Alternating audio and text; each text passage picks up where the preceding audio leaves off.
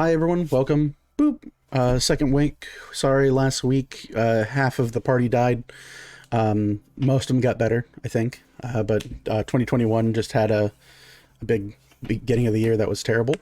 I'm gonna turn rhythm up. I can't hear rhythm, and I want something on the back of my voice. Jeez, you really got turned up now. What is it? It's like super happy music. I done fucked up somehow, rhythm.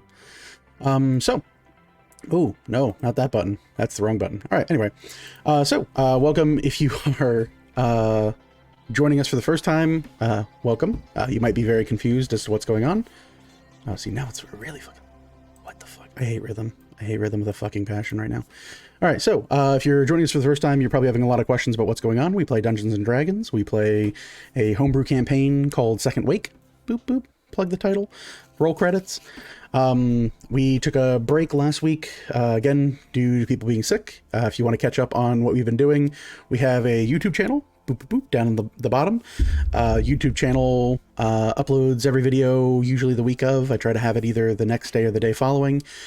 So if you missed the rebroadcast, or you're watching us live and you're like, man, that guy's voice is really loud, or man, that dude's voice is really quiet, all that stuff gets taken care of in editing, and it's super cool. I found how to do all the stuff. If you watched episode 14 and you're like, wow, everyone sounds like they're all the same volume, you're welcome. A normal episode of our stream, I don't know what to call it, has like 12 to 20 cuts ish, and I think last episode had 113 cuts, I think, after all the audio balancing and individual, like, pulling up strands of audio files and stuff together. So yeah, hope you enjoy it. Hope people liked it. We also cut a bunch of stuff out, so it was great. A lot of dead periods I'm learning to cut and kind of trim. It makes the video a little bit choppy, but people watch Philip DeFranco and he does okay. So yeah, if you're watching us live, the other thing you'll find is in the doobly-doo down at the bottom. You'll see a link to our, like I said, the YouTube, and then there's a new link there that should say join the Discord. We voted last week because we realized we had no way to update people on how to stay in touch, and I didn't know if like a Twitch or Twitter channel or whatever would be good for that. I don't really know communication. I can just text people who play and be like, you gonna show up or not? But for you guys who are actually viewing, watching, and enjoying what we're doing, I guess the choice then becomes how to get in touch with you. And that decision last week was made to make a Discord channel. So we made one. It's the links in the doobly-doo. I think I set it up so where the link will never expire for the Twitch link. So join if you want to. I made a bunch of channels. If we want to talk about stuff that's not just D&D, or talk about stuff that's not just the campaign, more than welcome to do that. I can't say I'll be very present on it, but you know, just try not to burn it down, and treat each other well, and don't be an asshole. Normal stuff. All of our players here for Second Wake are admin mod people with magic powers, and they do stuff. So I don't know. Don't come in with an ugly face. Someone might be like, ugh, bad face, and then just ban you. And then you can message me and be like, I got banned, and I'll be like, for what? They'd be like, ugly face. I'll be like, sorry. I'll put it in claims court, kid. And I'll put it through the triumvirate. We'll just send it over, and we'll get 3 random admins to vote on it, and they'll be like, nah, still ugly face. And I'm like, sorry, man. Can't fix ugly. A lot of things we can do. Can't fix ugly. So, with that, where are we at here? I think that's it. Oh, we added new point redemption stuff into the Twitch for channel points. If you go down and you go to, I think it's custom rewards or regular rewards, we added 3 new ones. First one is submit an NPC. It says what it does in the package. If you want to know more about that, just read it again and then wonder what it means. The second one is become a captain. If you've ever just wanted to become a captain for any conceivable reason, you can do that now. What's a captain? I don't know. What's a captain to the players? They don't know. But you can do it now, so that's really cool. Wink, wink, nudge, nudge. I know what they do. I'm just playing like a bimbo. Like people like bimbos on TikTok. So, you know, hey, I can't do the anime dance because my camera's not big enough. But there you go. Just play cute. until everyone decides it. And the last one is control of the city. I was wanting to come up with an idea that would help, or rather entice people to have a more one-to-one connection with how the city works. The city of Direwood, however you want to pronounce it, has a political structure based off of an oligarchy, much like real politics. A lot of votes and decisions can be bought or sold, gaining majority control over any facet of trade, of political strength, of magical prowess, of items, resources, etc. are always in a flux in the city. So I thought it'd be really fun to put it for like a scant 1,000 points. Pretty much means that if you're watching it, if you can donate 1,000 points, I think it works out that like on average you make 220 if you're not subscribed to the channel an hour. And that's if you don't click on the little thingamajigs. So roughly it's, if you watch an episode, which tends to be about 3 to 4 hours, you can vote one time. And when you do control the city, you type in the name of the faction listed in there that you want to have more power in the city. And if it comes up that there's a vote or there's a timetable in which things need to change in the city, whatever the predominant faction is at the time, I will make rewards, or rather community challenge, based off of that. So I thought it'd be a little bit more interesting to kind of go through and offer those things to viewers. If you look at Control the City, I did list the 5 names that are in the city that we know of. We know of the Desta family, we know of the Ferosa, we know of the Grama, we know of the Golanti, which our heroes are currently the chosen of, and we know of the Newark. Actually, I don't know if you guys know of the Newark. I don't think we've spoken of them a lot. Who knows? Maybe the shadowy family that no one really knows about will suddenly take prominence in the city, and that would be kind of dope. And then you can see how that plays out live on camera. Or not. Maybe they'll all die in a week and we'll never know what this could have been. But it's just something more fun. If you wanted to have a more active role in just doing goofy stuff, you sons of bitches, you fucking finished it. All right, cool. I had 10 days until more challenges, but great. Does the server have details on these sorts of things posted? No, it doesn't, Whiskey, but it freaking should. You know what? No, we're an adult stream. It fucking should. We're already 8 minutes in. We can do that. So yeah, I'll probably do that. That sounds like a cool idea. We'll start putting community challenges in the Discord. I'll make a spot for it tonight after the session. And then I'll also put a thing for redeeming stuff. And then that way we have a place where people can ask questions, etc., etc., etc., yada, yada. Yeah, I shouldn't look at chat. I usually look at chat. Oh, you're on top of it. Look at that. JJ already answered somebody. Like that. Fucking guys. Like admins already. Look at these admins. They're doing stuff. They're doing things. They're adminning.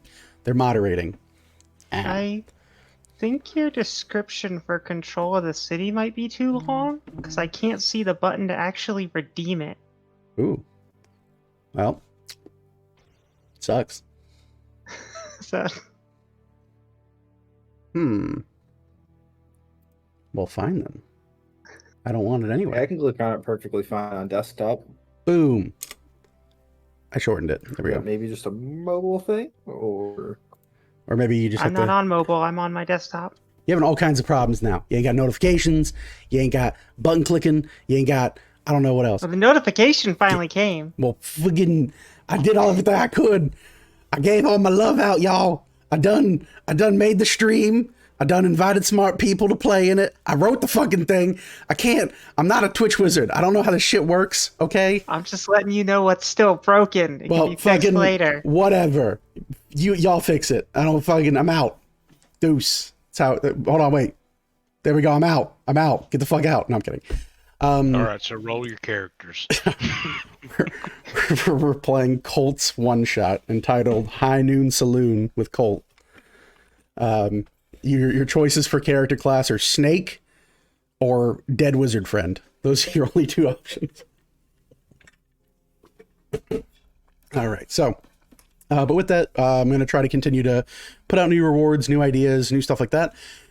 Now that we've finished all 3 of that, there is something that is going to trigger, but I like to keep my timetables together, so it will be not next stream, but the stream following. So I think it would have been at the end of next stream. Maybe next stream we'll have them all go live. So the next batch of stuff will go live, as well as the benefit. We successfully did the loading gun. So, eating gum. So with that, none of the 3 things that you all voted on will happen. All 3 of them have been completed, which means all of them have been successfully disarmed out of the chamber of the gun. So something very good is going to happen. What is that good thing? Stay tuned, watch, and find out. It will happen. So yeah, that's cool there. I can't think of anything else that I need to come over. Been streaming cool games. If you play Greedfall, make sure you roll a rogue with a gun. I think that's it for me. Anyone else? Any announcements, any declarations, any et cetera, before we jump into it? No? Bueller? More than ever, the richest man in the world needs to provide me with a Tesla. Is he the richest? Listen. Yeah, he just became it like a few days ago. How do you beat Benzos? Because all these awesome people who hit that Twitch Prime button steal $5 from Jeff Bezos and give it to people like us. Is it really steal? Yeah, fuck that guy. I feel like it's recycling. Anyway, so yeah. Wait, doesn't Amazon own Twitch? Sorry, Jeff Bezos. Yes. Not fuck you. Whoa. Yeah, don't make fun of Big Daddy Bezos, okay? He's spry, he's back on the market. He's a handsome man, and he can give you Twitch Prime. So seems like a good guy. Is he the spawn of the devil? Maybe. Is that his business? Yes. So whatever. So yeah. With nothing else then, let's go into a recap. So episode 14 was 2 whole weeks ago. 2 weeks ago. It was 2 weeks ago. We missed a week. It sucked. Orville, what happened? Well, we found out yeah. the year is 1057. The party had breakfast with the Lord, during which we enjoyed some music and 200-year-old wines. Oh, shit. We found out that the Lord seems to be a bit racist against the Duergar. Rude. The king in Iskander seems to be of failing health. The prince seems pretty in good health, though, so that's good for their plan. We conceded choice of the next mission for Gulanti to Vel, Morgan, and Bucky in order to continue working with her. Then we got sent to a CD place named the Slippery Hand Axe, which there may or may not be a merch deal in the works with crop tops for certain goblins. I don't know. But we met with Madame Viller Renon, who's the proprietress. She's well connected, owes Galanti a favor, and was an arcane student. And turns out that Homegirl knows that Madame Galanti got an unexpected shower by a bellboy. JJ knows the grandson of this person, who is quote-unquote built like a tuna.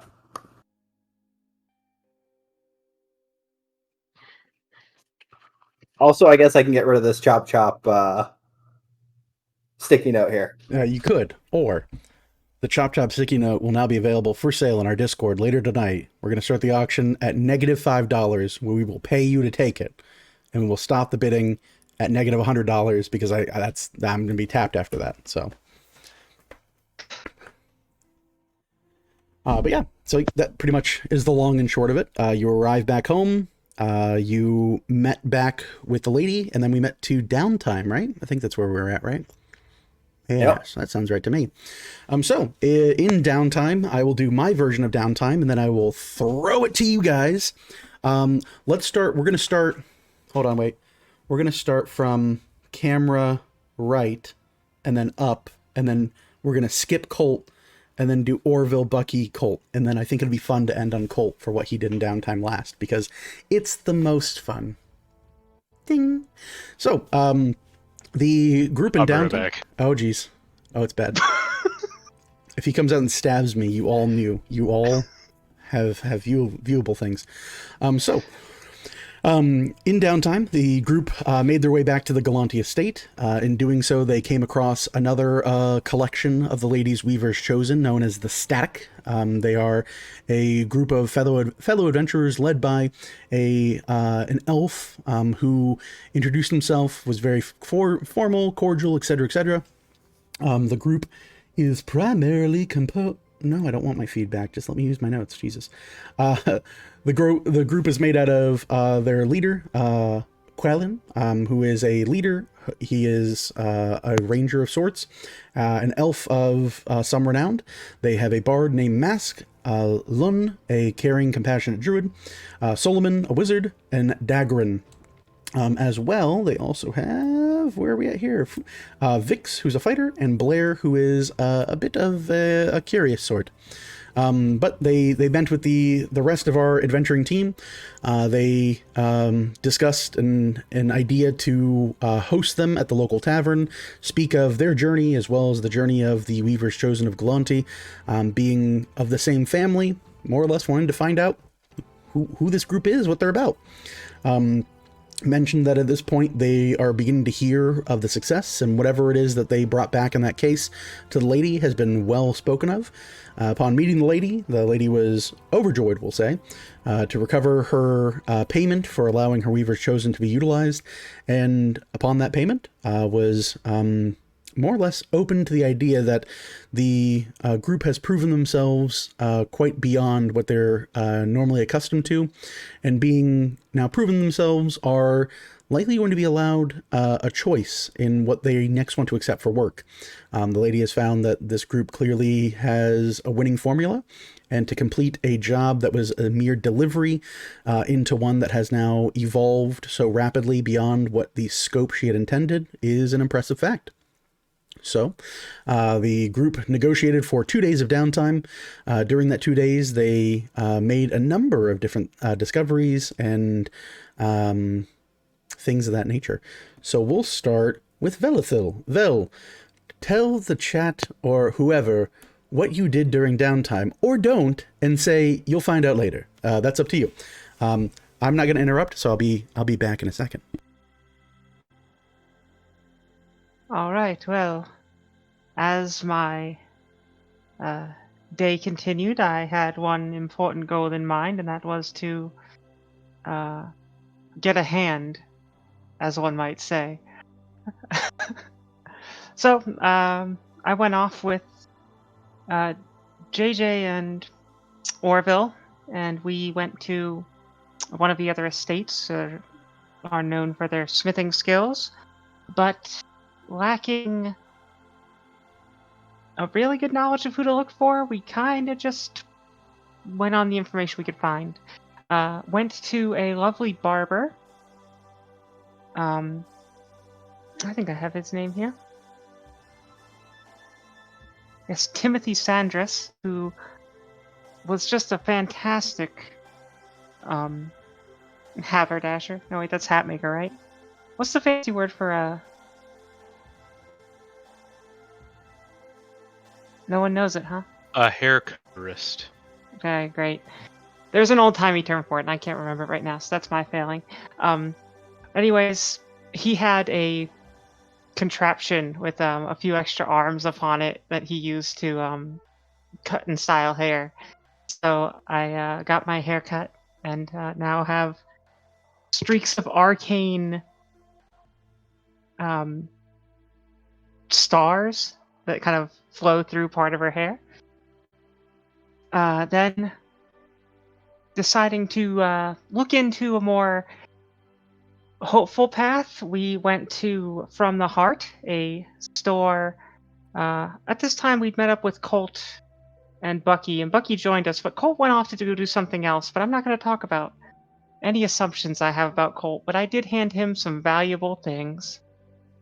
Hopefully he used them well.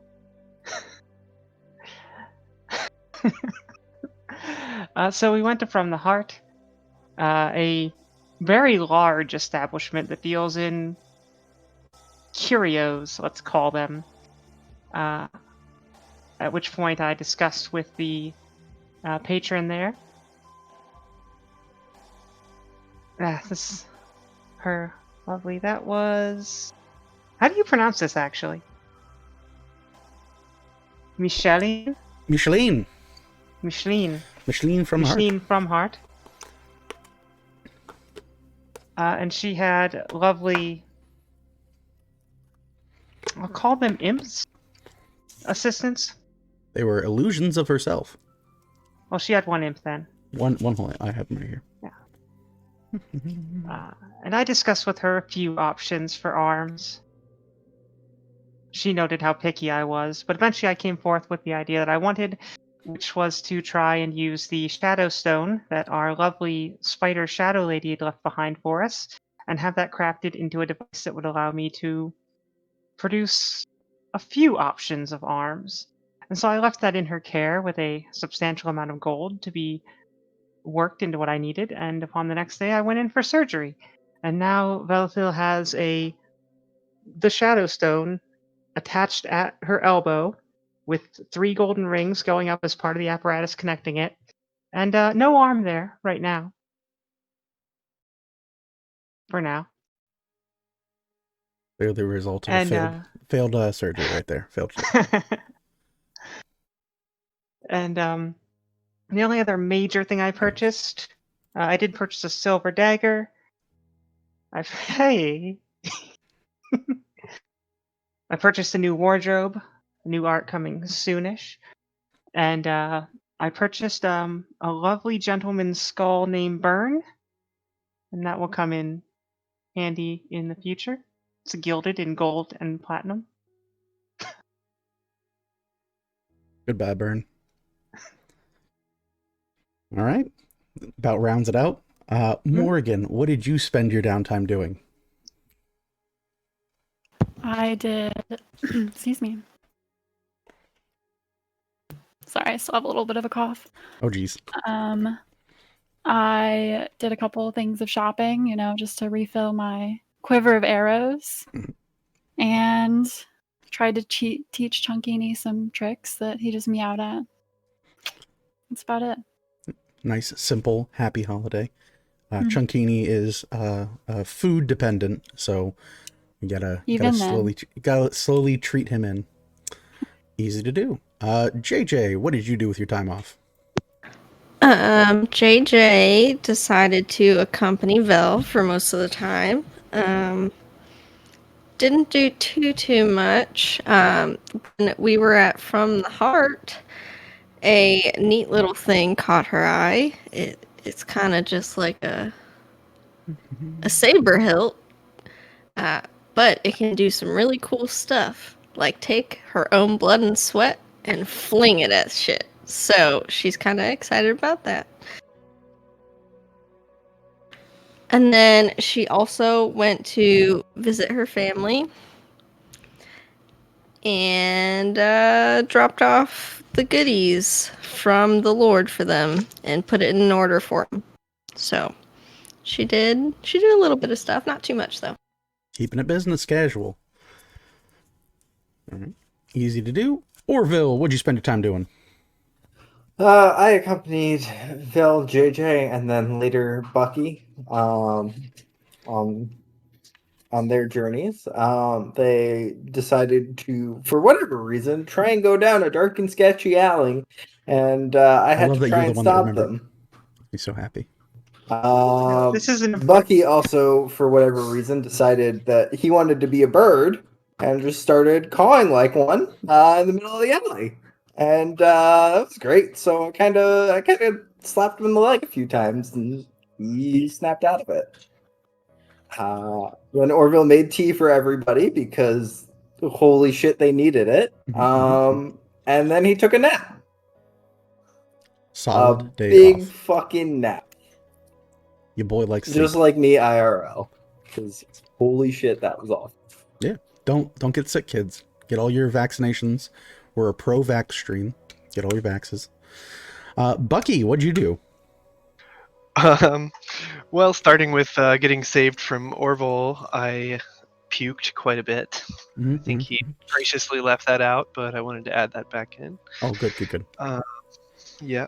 And during my shopping, he purchased half plate armor that is fire resistant, which is nice, as well as a hexing doll that will allow him to cast hex at the expense of his hit die or life force, so to speak. And scroll of blur, scroll of shield, and 4 healing potions since you like to take naps. He also came upon an armed mob that was looking for someone who might have been murdered, a merchant who dealt in antiquities from far off lands. Seems to have suspiciously disappeared, and an armed mob that was not involved with the judge's men, who are the officials in the town, I'm guessing, was looking for this person. So a little bit of unofficial mob justice. Mob justice. Yeah. I think that's everything for Bucky. When local justice fails, you gotta result in street justice. That's what Dog the Bounty Hunter is all about. Anyway, sorry. In case you're wondering, yes, it is now streaming, so that's why I'm addicted to it. And then it leads us to Mr. Colt Honeycutt, the most mundane time off of anyone. Take it away, Colt. Take it away how boring it was. All right. So there I was, just having a regular day. Everybody left me behind, as always. So get up in the morning and go find Miss Galante, Lady Galante, and I go talk to her because I was interested in procuring a particular item. So I asked her about it. She directed me to Dagrin. So I go and find my way to Dagrin, and then I go and knock on his door. He's relaxing. It's a big old metal door. I wake him up and we get to talking, and he shows me this item. And it's beautiful. I'm not going to lie. It's the most beautiful thing I might have ever seen. So we discuss pricing and doing all that, but I ain't much of the, salesman type. So I just tell him, look, this is how much I got, to be honest with you, and it's not enough for what you're asking. So he tells me maybe I can find some stuff for trade. So I go and I think about it, and then I think, well, Vel, she definitely has that axe and that cuff. Maybe I can trade for this. So I decide, let me go find her. But I don't know where to look. I have no idea where they've been. I mean, I might have known the general direction. So I figured, what is the best way to find someone in town? So I decided to make a drawing and try to find her. Just happen to have that drawing right here. I don't know if anyone can see it. So that's Vel there. And try to find her. As luck may have it, I did successfully find her, and as well as JJ and I believe some of the others. And then we discussed trying to procure the axe, and you know how Vel is. She's trying to make sure I'm not being an idiot, and probably was being an idiot. But anyway, went back, got my item, traded for it fair and square, kept my gold. But then after that, someone tried to steal the case, and I found myself in the alleyway. And then there's this dude that looks like a bird. And he's telling me to give over the case. And I said, no, come and get it. You want the case, you got to come and get it, boy. So, anyway, he launches an attack of like 1,000 fucking birds. I don't know how he did that. But I ran for a minute and then I said, why am I running? I should fight this dude. So I ran back. Couldn't find him anywhere. So then I decided to just keep looking around. Couldn't find anything, stole all my stuff off my belt. Anyway, later that night we find ourselves in the company of the Static, who were celebrating our success, our successful mission and stuff, and yeah, that's pretty much it. Oh, wait, I forgot. The item that I procured was a gun. That's pretty much it. A gun. It was just a gun. I love the idea that it's like, it's this mythical item of severe importance. Also, it's a gun. Most beautiful thing I've ever seen in my life. It's a gat. Yeah. So, Colt confirmed is either from Texas or North Carolina. We're still figuring it out. It's one of those two places. So yeah, that more or less sums it up. I'm going to, anything that was omitted by the players, I'm going to omit. So I will not correct anybody. Whatever you hold true in chat, I will hold true in heaven. That's how we're going to have to do that. So yeah. that's kind of where we were at. The party completed their small things. They completed their level to 4. They adapted a number of things into their retinue, abilities, etc., etc. They explored around the city for the last 2 days, recovered, recuperated, and now we are starting fresh at the dawn of the 3rd day. Yes, my brain works. Okay, good. I had to check on my mental notes. So with that, dawn arises. The party, you all find yourselves once again in the company of the Galanti estate, a place that you have certainly adapted to be like a second home for you. In that instance now, you kind of find rest and relaxation, but upon your wake, you do find a notice on each of your doors, noting that your presence is required, or rather requested, right around the hours of brunch at the garden of the Lady Galanti, out in her main office. So you're more than welcome to take the mornings for yourself, discuss what you might need to. You should have a few ideas of things that you might need to decide as a group before meeting the lady. Hint, hint, nudge, nudge, say no more. But you have breakfast, and whenever you all are ready, let me know, and we'll move on to discussions with the lady over brunch. But the morning is yours. Breakfast is a lightly brined, thin-cut piece of pork, adorned with a number of small figs that have been slow roasted in a cold-cut kettle. That's a weird sentence. Yeah. And fresh elderberry juice is served at this brunch. So, or rather, breakfast. So that is breakfast. If you are a vegetarian, there is of course a nice carving of fresh made bread and some cinnamon butter.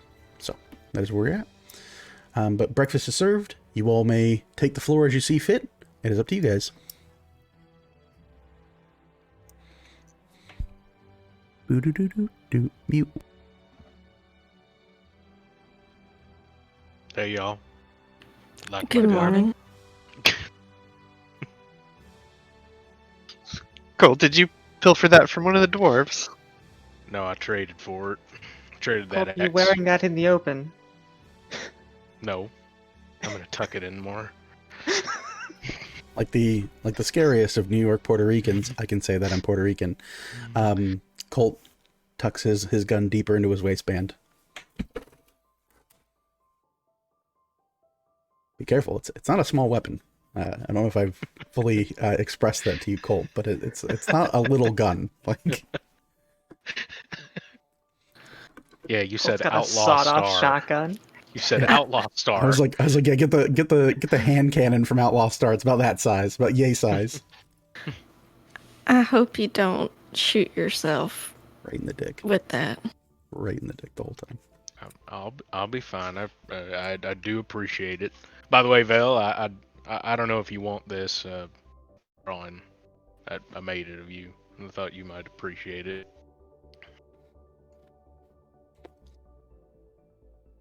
Well, if you don't want to keep it, certainly I'll hold on to it. All right. If you'd like to add to your inventory, Vel, you have you can put it as crude self-portrait, if you would like.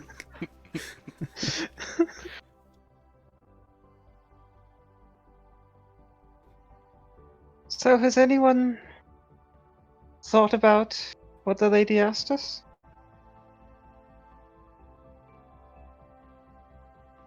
Does anyone remember what the lady asked us? No, I'll be completely honest. I completely forgot. I was too focused on a gun. Thank God. Something about a name. Is that what it was? Yes, when we next meet with her, we do need to bring a name for our merry little band of misfits. Oh, all right. I'm good at this. Oh God. Call ourselves the Clench, because I'm clenching. Call ourselves Colt's Gat. Colt's Gat. And then everyone gets a new name. We'll call you 38, you're 45, you're 50 cal. We'll just go down the list. Could we be 6 in the chamber? Ooh, 6 in the chamber. There you go. Ooh. If you get 30 We more really want members, our you can be name to Wu-Tang. be a reference to potentially illegal weapons. What? It's not illegal. If you get caught, it's It's illegal if you don't Yeah. get arrested. Yeah. Yeah, this is America. This is fantasy America, and we'll storm a Capitol building. Okay, that's getting way too real. We're gonna stop.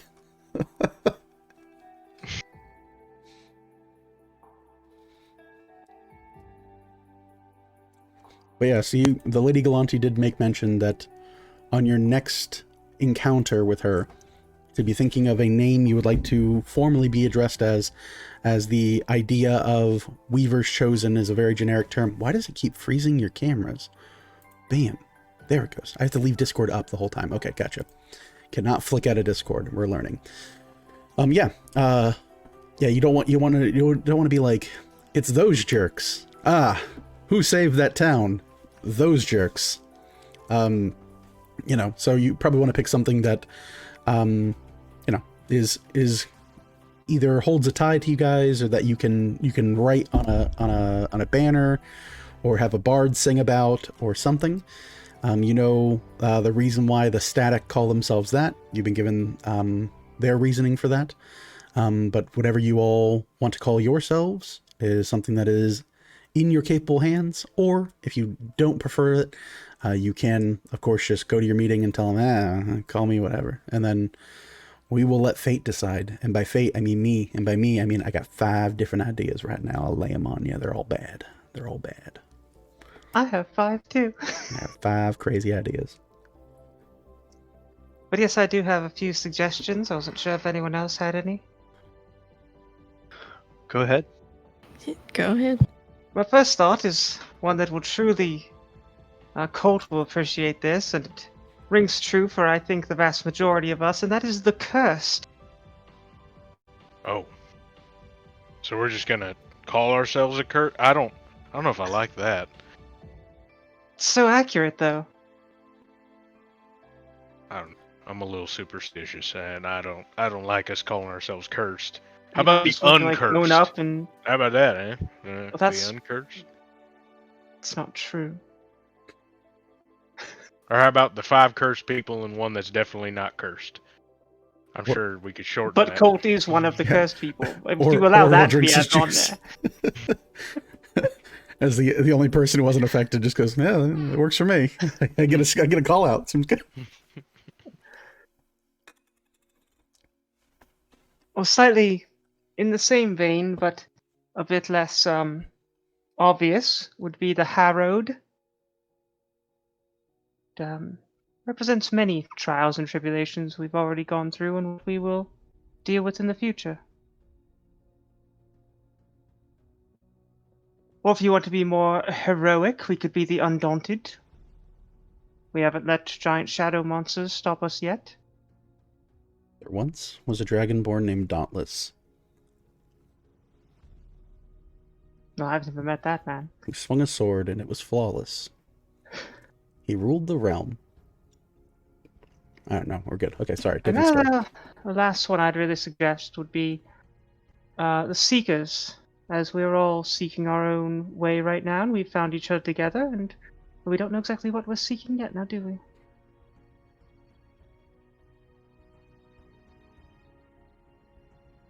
Mhm.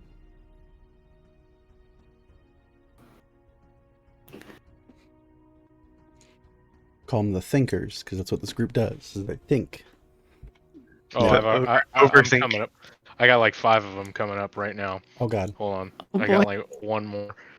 That's I'm real what- quick with these names, and he's they're waiting always for his great. Google page to refresh. Ah,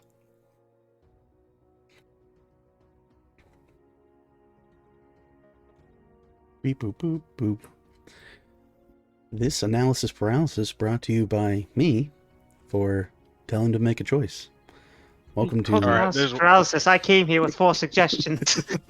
All right, this is what I could come up with right off the top of my head.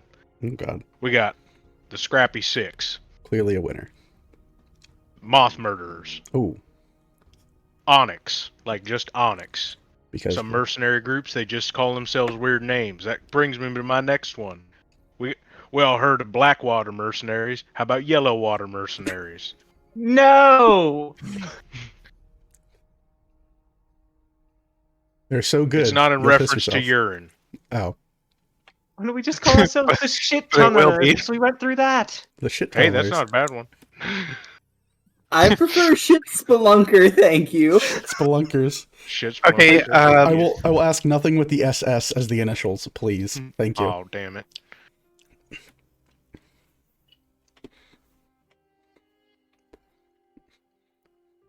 What were you gonna say, Bucky? Well, we keep rising up from the dead, so maybe like the Phoenix or something along those lines, referencing our comebacks. That's only Colt, though. Colt is the Phoenix. Well, Yeah, Orville I did don't know break if his that's neck. an insult. Orville did snap his neck. Almost died. He got better. So did Colt. In many Yeah. ways, so did Colt. I got better. Exactly.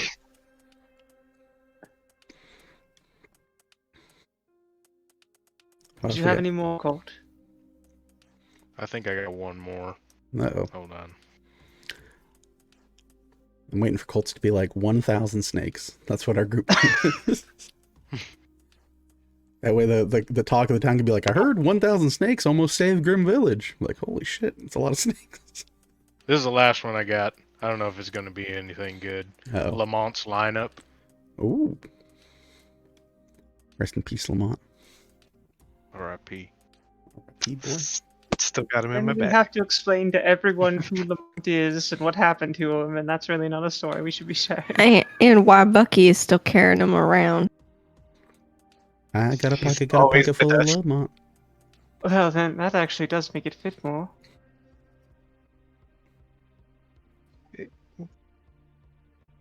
Alright, I gave up like 5 of them. What else we got? We got a bard and a rogue.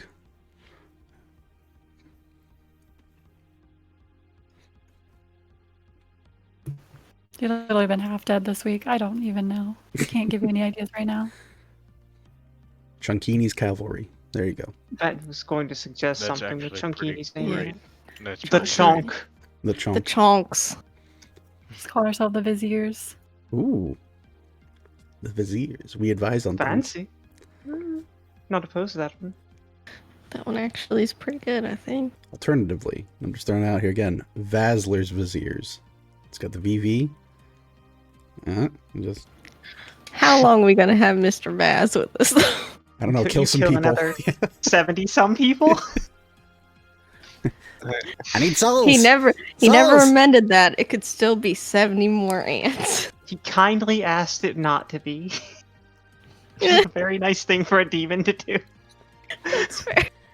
It's the old caught me in a loophole, did you? Fuck off. Don't do that. We could be the wardens. Mm. I don't like that. I love it only because I want Colt to have to say it if we ever meet her again. Ooh, we're the wardens. You type in the wardens and it's like username taken. So you're really the wardens 420. Like completely, we're distinctually different.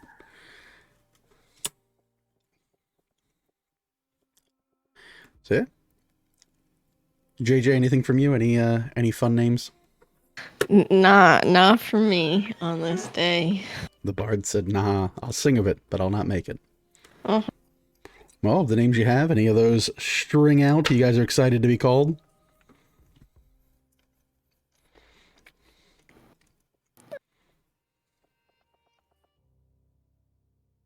I actually don't mind the Seekers or the Undaunted. Because you can't taunt the daunt. Also, if Colt wants it to be a one-word thing, Seekers doesn't need the. That's Yeah, it fair. could be. Seekers. I like that. Yeah, I'm I okay with liked it. that. Plus, I Yeah. don't know what undaunted means, so It means we're not I easily like it. stopped. Bullshit gets in our way and we keep going. Okay. I also like yellow water, but Stop that's it. just me. I don't care how Please much you leave like that for the yellow water. Do bedroom not and the eat rubber that snow. sheets. What was that? Water yellow? Or I think I remember it just being brown. I mean, it was all kinds of colors. I was deep in it. I'm surprised you tell remember you. anything, JJ. We could I call bet- ourselves the Murky Water Mercenary Company. Murky That's water actually not mercenary. bad. That's actually not bad at all. It's actually not bad at all. I don't know why that's so good. But we're not a Murky Water mercenary Mercenary. company. I mean, yeah, we're not I mercenaries. really like that. It also works because Holt of the writes it down. cave and Bucky and Moore kind of. They got Murky Water. Murky water. It has a good ring to it, but it's so awful. It's only awful if you think about it. When they ask us, just say, I climbed through shit. That's how we got the name. Just goes, how'd you get the name Murky Water Mercenaries? Oh, Colt Honeycutt crawled through 7 miles of foulness to freedom. With JJ Lightning on his back, passed the fuck out. We found fresh air after a week.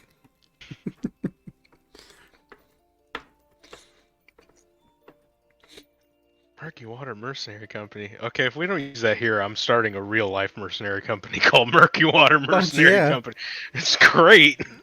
Let's go get people who like defaulted on their loans. Just anyone who defaulted on any loans, we go after them. They still don't pay, we throw them in the swamp. That's what we do in Florida. Well, I'm down for the Seekers otherwise. Boop-a-doop. The Seekers Some votes. going on. All I don't know how you in guys. favor? All opposed? All in favor? Aye. Ah, cool with it. Can we drop the sorry? Seekers. Yeah. Just Seekers. Seekers. I like that better. Seekers at your service. I'm gonna call Ooh. us the Murky Water. The Seeker Service. Again, no SS. Try her best not to be, mistaken then for why that are other you the one group. that added service to it? I'm just saying. It's like the Secret Service, but way, way worse. Way, way worse. So, you guys enjoy breakfast? Is there anything else you guys want to handle before meeting the lady for brunch?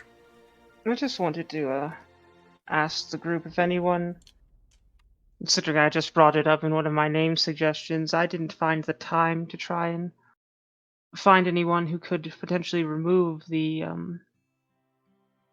curse that we've been placed under. What Did anyone curse? spend any time trying to do that? Who just said what No. curse? But I did. it Orville. was literally yelled about on the ship. Colt ran over and yelled at JJ's hair. That's my fault. I sent him to do that. It was very funny. What now? The being on the ship cursed us, but you might not know.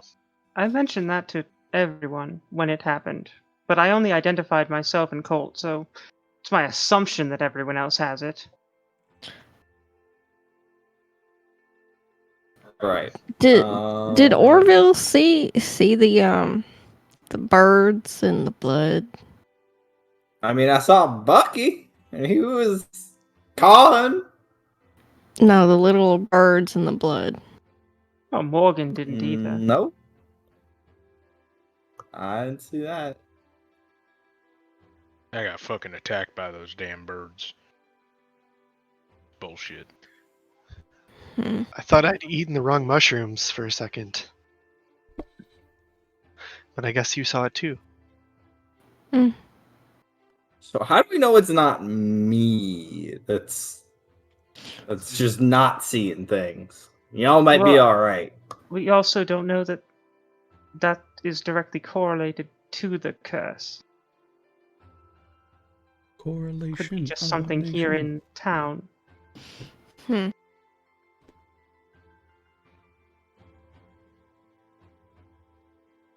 But I suppose you've answered my question that no one tried to find a cleric or anything.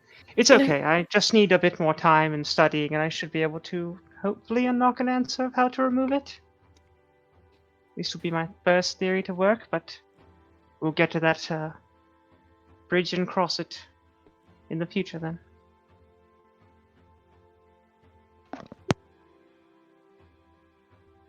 Boom.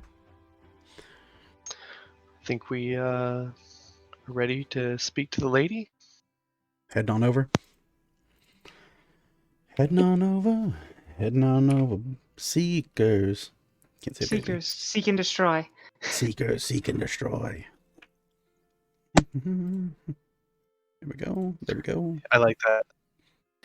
Oh, I like that too. Do we Murky have- Waters is our undercover. Now I need to listen to Metallica. Oh, Seekers and Destroy. So for some reason you guys end up with just a Transformers shout out. That's the whole point. Well, you guys should have all been druids, and you guys could have been transform and roll out. You'd all turn into jaguars or some crazy shit. Glad at least someone knew this was a Transformers reference. Yeah, of course. Gotta get taken care of. So, you all finish breakfast and enjoy yourselves for the most part. In enjoying the well-prepared breakfast, everyone, you all gain a total of 6 temporary hit points for the day. Those temporary hit points will be lost in your next long rest if they are not used. So, I don't know, stab your friends, whatever. However that works out. Just poke yourself to feel something real again. You get 6 pokes. You all move through the large estate of the Lady Galante. You head towards a rather peculiar, set upon hallway. Colt, you've found this area before. Normally there's a long line headed out through the large double doors into the open, kind of glass-covered office that leads further into the garden itself. But you pass through the large arching doorways, you move to the double doors, you knock, I would hope, easy to do, and you, of course, hear, yes, you may come in, and up to you guys. So you guys walk right in, good to go, yes, fast travel. I hate the idea of railroading people, but I feel like you have to at certain points, and that's where we're at. You enter into the formal office of Lady Galante. You note the heavy-set office. I'm going to kill Rhythm. It keeps getting loud. Okay, good. You note the heavy-set stacks of paperwork that line the various sections of a very well hand-carved and crafted desk. The various walls that face away from you all are of inset glass, each resembling large paints. There we go. Large painted glass that have various depictions of rosary as well as jewels. You can see along the kind of framing crest of each portrait that's been cut and dyed into the glass itself. Kind of resembles, as the light shines through, a cacophony of various colors and spectrums that all light upon the lady's desk. She gives a bit of a half smile to each of you as you enter into the room. And looks you all over and closes a book that's on the front of her desk. It seems to be a large ledger, of which she has several smaller books laid out in the middle of. She looks you all over as you enter into the office. You hear, "Oh, yes, my chosen, please enter, enter, enter. I am ever so blessed by your presences. Do tell me, have you enjoyed these last few days off, Mr. Honeycutt?" Yes, we have enjoyed. I believe we have. I mean, I got attacked by some birds, but yeah, did enjoy. You were attacked by some birds? It was. I don't know if it's worth mentioning right now, but someone trying to steal stuff from me, and they looked like a bird. But I'm sure we can discuss afterward. I don't mean to start a story. If you would like, Mr. Honeycutt, if you're being attacked and mugged on the street by birds, you said, perhaps we could maybe look into a formal guard while you're in the city. I would hate for the, strong, noble, charismatic fighter that you are, to be upended by avian thieves. Oh, well, that is appreciated, but I don't think I'll need a guard. I fended them off, so. You gave the birds what for? Yeah, I gave. Well, they just disappeared, but I tried to. Understood. Well, truly a story of bravery. I am sure you will share over many ales. With JJ, I do know that you take your talents towards song and a bit of auditory, perhaps, or rather oratory. Perhaps you could sing this tale of Colt versus his birds. I'm sure it'll do quite well at the tavern. I'm sure I could, ma'am. Very well then. There you go, Mr. Honeycutt, your first heroic venture already ready for pen to paper. For the rest of you, did you enjoy your time off, your toils? I see most of you have made it intact. Velithil, it does appear that you managed to accommodate yourself in some regard, although that seems like a rather curious contraption. I will assume it serves its function, we should say. Yes, I believe it will. Well, so long as you believe, then I will hold faith in that belief as well. For the rest of you, anything that I might be needing to be made aware of at this point? No? Well, that's good at least to hear. I have gone over and fully deposited the payment that you had received from your last venture, from our assistance to our northern allies of Iskander. The Lord himself reports back a number of positive reviews, almost a glowing review of that, of you and this group, wishing to inform his colleagues of the heroic deeds of those done by scions and members of my household. Now, I believe we discussed at a bit of length how important it is to have a good presence. Early on, we often discussed that when delivering things to clients or picking up items, it is very important to know who you work for and overall whom it is that you are in service to. Yes, Velithil.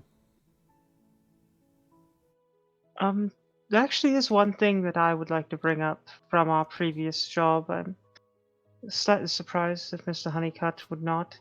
In the creatures that we dealt with, one of them performed some sort of attack upon us, and I know that myself and Colt were both placed under some sort of curse. I placed priority on being able to be back in the field for you and procuring this item. But I was wondering if you would perhaps know someone that we could go to before we head off on our next assignment that may be able to alleviate us of this burden. Well, now that is rather curious. So in your time of preparing yourselves for your next venture, your next quest, you thought it more pertinent instead to not have this idea or theory of yours checked out? Is it not so important or unimportant that it was not considered in your time? I did consider it, but I placed other things above it. It is something that, given time, I would hope that perhaps I could even deal with myself, but it is something that I felt that should be brought to your attention and perhaps could be easily solved. Well, depending on what it actually is, if it has been fully identified, I'm sure there is a number of individuals that we could contact within the city themselves and their boundaries that might be able to remove or cure such an ailment from you.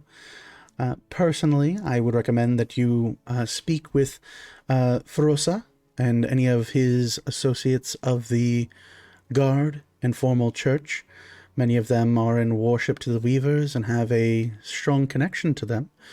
While I hold no sway over their affairs, as they are very particular about who is considered valued among their following, I am sure that with a, we'll say, healthy donation to their temple services, you might be able to be seen and apprised of whatever it is that might still harrow or curse your being. Thank you. Of course, and don't fret, Velithil. If it was something that truly, well, harrowed or rather prevented your tasks from being done, I'm sure it would be something that would warrant a bit more of a measured response. but I trust that you all are strong enough, and whatever this foolish creature is that has already perished, you all are stronger for having met it, and truly more apt to deal with the perils ahead for anything that you might be set upon. Now then, as a group, I do allow you all to call yourselves my Weaver's Chosen and use my name in the field, but I do understand there is a need to make a name for yourselves, as it has been foretold and rather passed down by the various weavers. It is that name, that mark, that renown that many groups such as yourselves eventually move to and otherwise impart upon the world a story, a following, a heraldry of your deeds that have been accomplished under my house banner, but still under the names that you all have designated for yourselves. Many of you have been in service to me for quite some time, and you have done an admirable job at making sure that all of my deliveries and collections have been sought to, and with this recent addition of your heroics, I do think it is more than prime that you all, well, brand yourselves and decide what would be an apt name to call this winning combination of individuals. Have you all put any thought into that? Yes, I believe we've come to a consensus and decided to go with the Seekers. Seekers? Yes. So the Seekers of Gulanti? Yes. Oh, very well. I'd be more than happy to allow you that.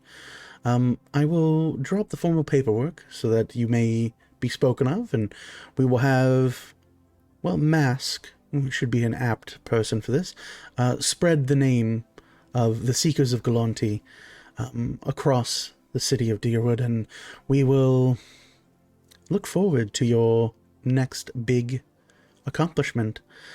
Do tell me, is there anything as far as for considerations that should be made aware of to the general public as to why you are the Seekers, or rather Seekers, under my house banner? I'll let Velithil take over. Velithil, you got a better explanation for this. I just like the name. It just sounds kind of cool. The name came to me, for we are all still on a path looking for something, even though I don't think everyone in this group quite knows what they're looking for yet. And so we are seeking.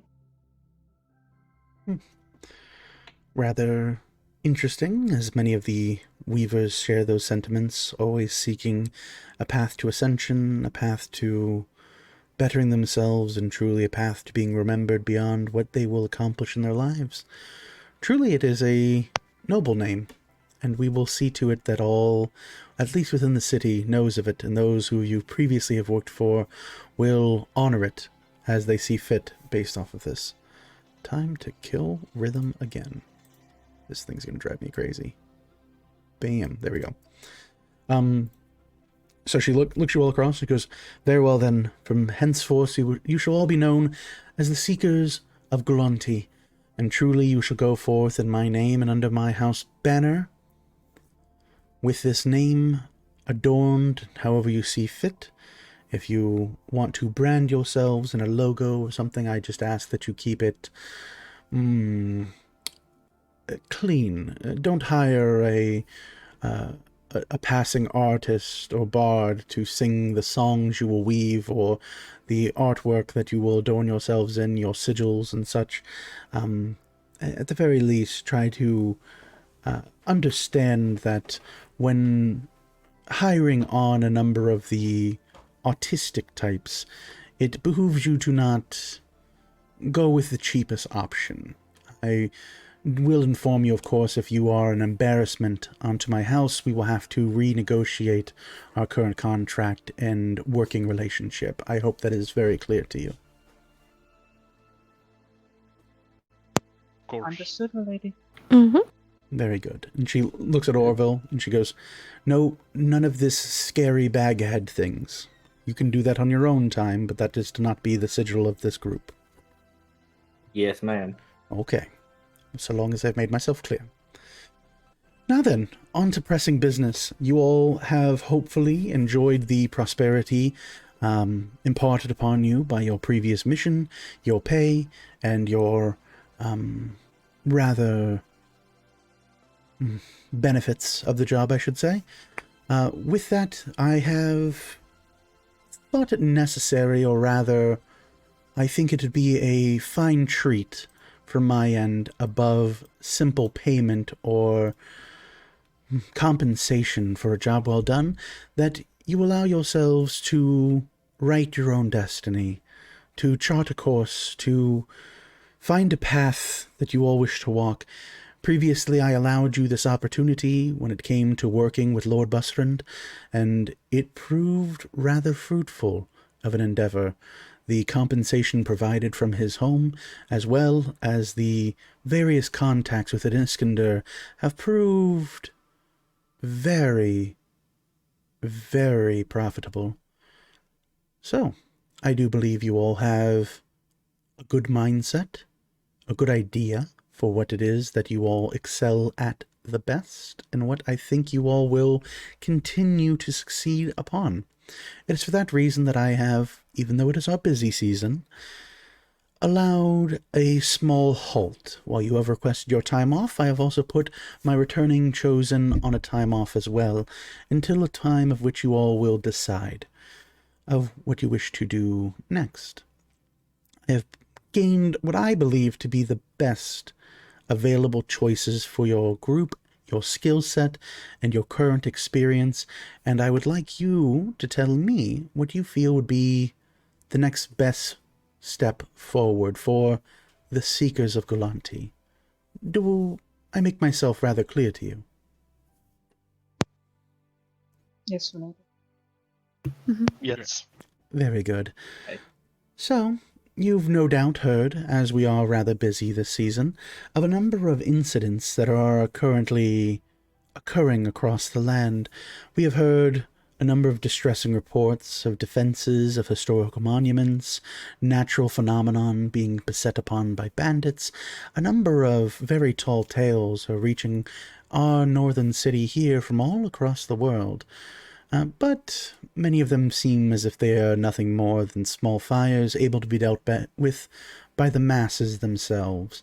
There is always a way that such things have persevered, and I believe that most shall, given enough time. What instead concerns me is a number of, well, interesting reports that I've been able to find a bit more information on, and overall curious rumors arriving too. The firstmost that I think might require the attention of the Seekers of Galanti is one not too far east of our current location, a bit to the south.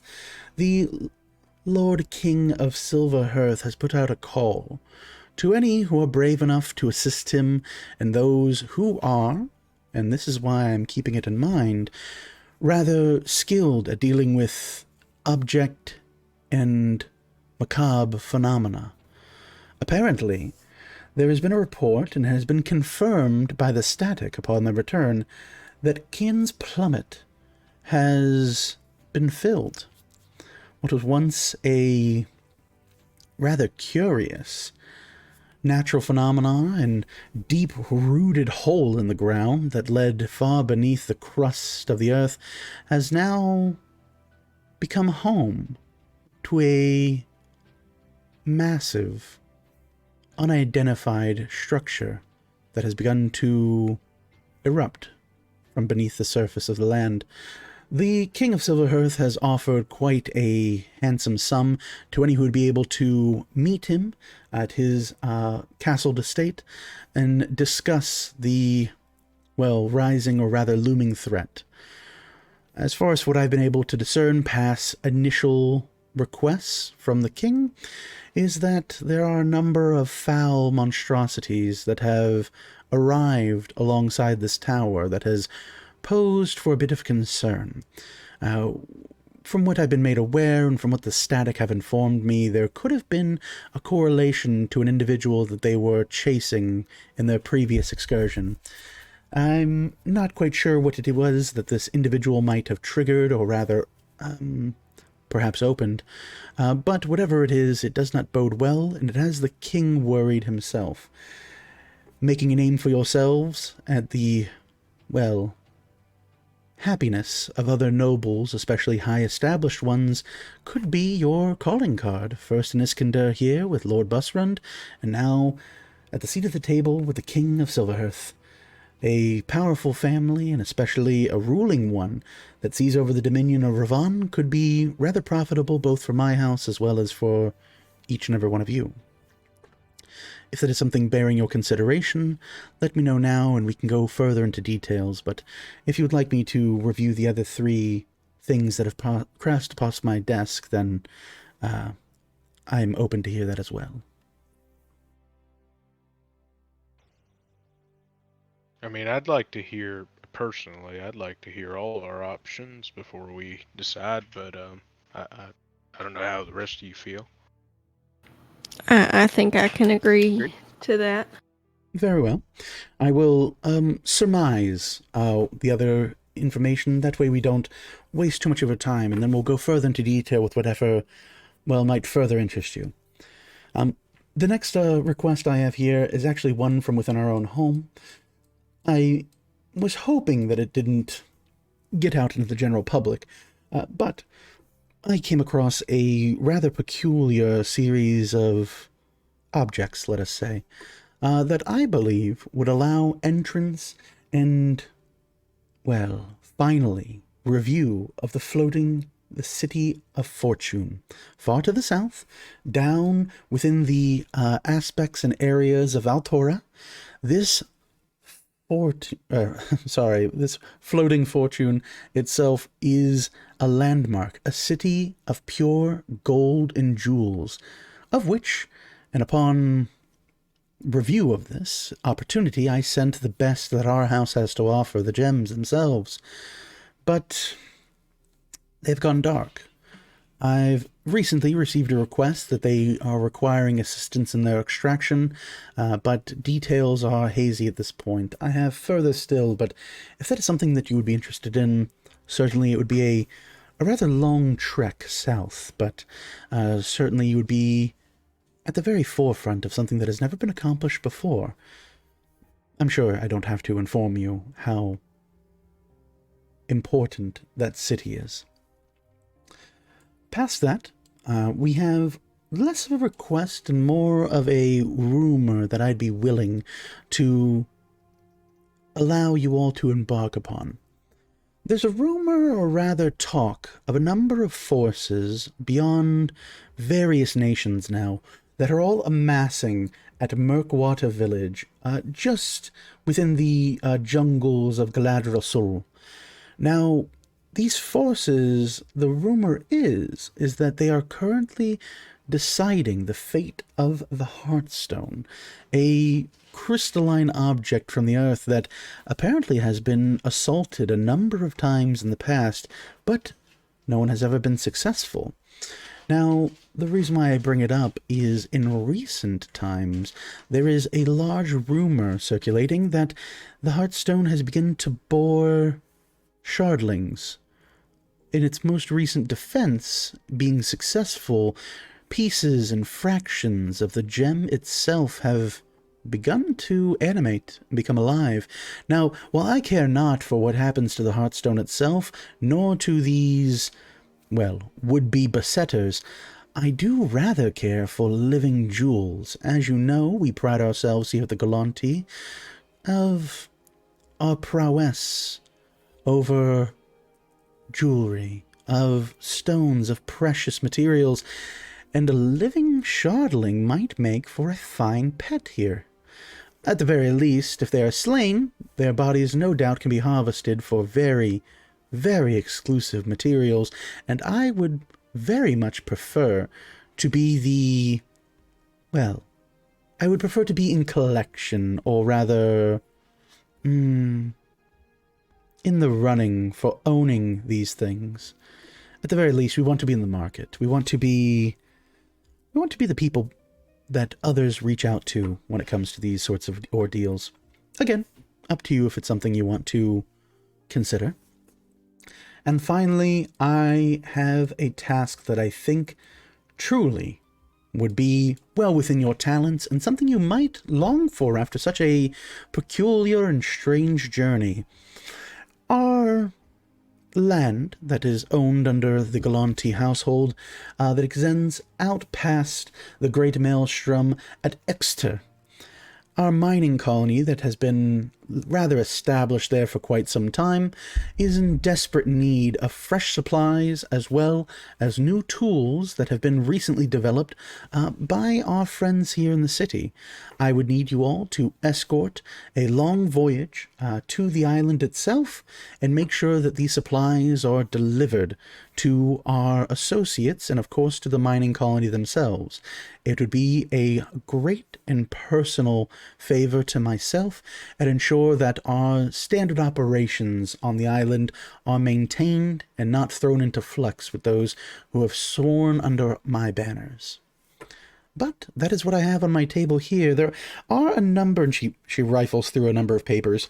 There are a number of other requests that have come in, both from the city as well as to the surrounding lands, but I personally don't think they are, well, either they're not quite up to, how to put this eloquently, they're not quite up to snuff, I believe many people would say, of the seekers of Galanti's talents. I think it'd be a waste for you to consider these other ones, and a few of them are those that, well, you are still very early in your journeys with me.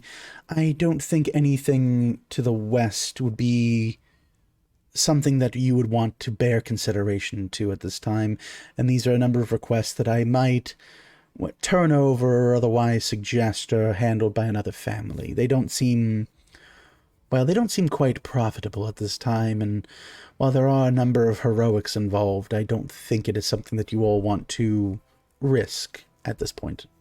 But again, the choices are yours. If there's more you wish to hear, then allow me to know this, but if there's something that has struck your interest, please allow me to make further details known to you, my seekers.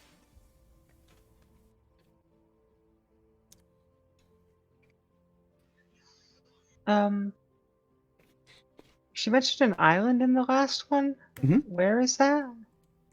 Oh, darling, it is just below the south Oh, of the I'm Pale out of Sea. character. Oh, okay, fine. It is the southeastern island that comprises the Anvil Islands.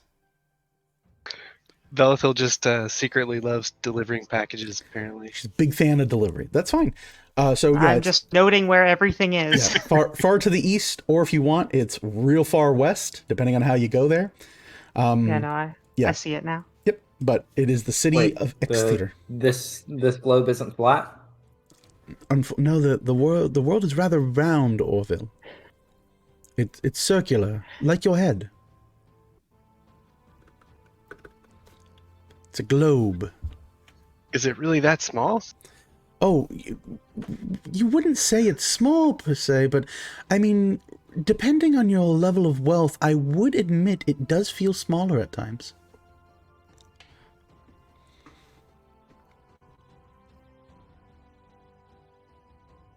Might we have a minute to discuss this amongst ourselves? Amongst yourselves? You don't wish to have me included in your conversations? Well, we have a team dynamic that we're trying to establish, and it might help us to deliberate. A team dynamic? Say no more, Mr. Buckhead. Certainly, you may allow yourselves the hallway adjoining. Just be sure to close the doors afterwards. That way the soundproofing ensures itself. I'll be here when you're ready, but if someone else does enter in your absence, you will have to wait your turn. While I don't play favorites, I do need to continue to address everyone equally. I guess that would be the main sticking point in that situation.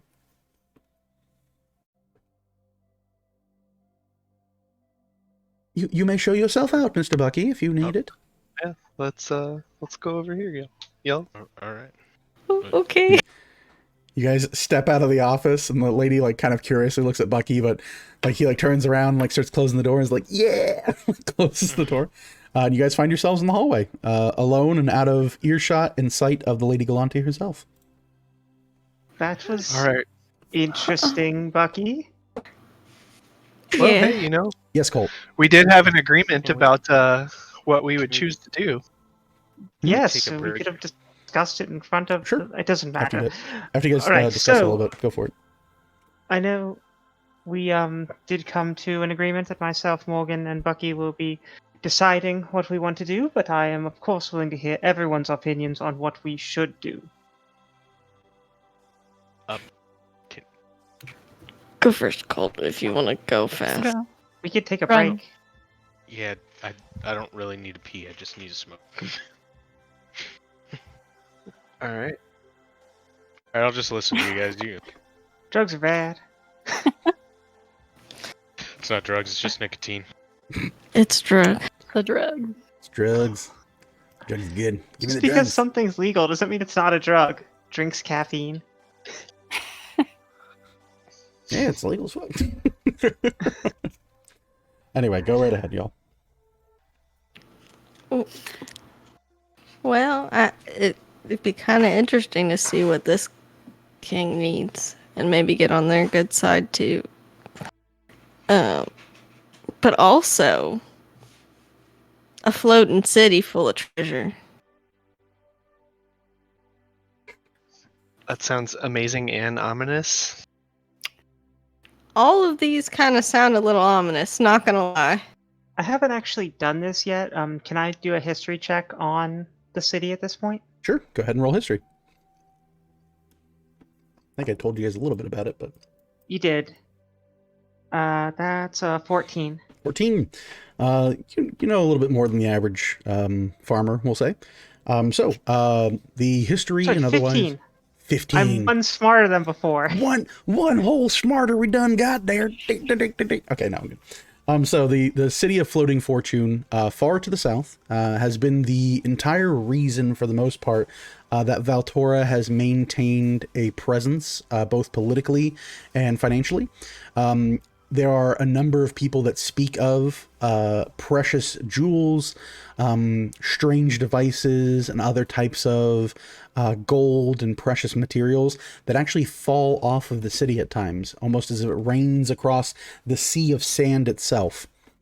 There are a number of people that speak of the Sand Dashers, a group and collective of people that live within Valtora, that find the discarded jewels or pieces that fall free from the city and litter the entirety of the sand with these objects.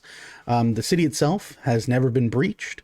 It is said that those who have arrived kind of up where it's at to go for it has been met with various gates, walls, and other defenses that have never been breached.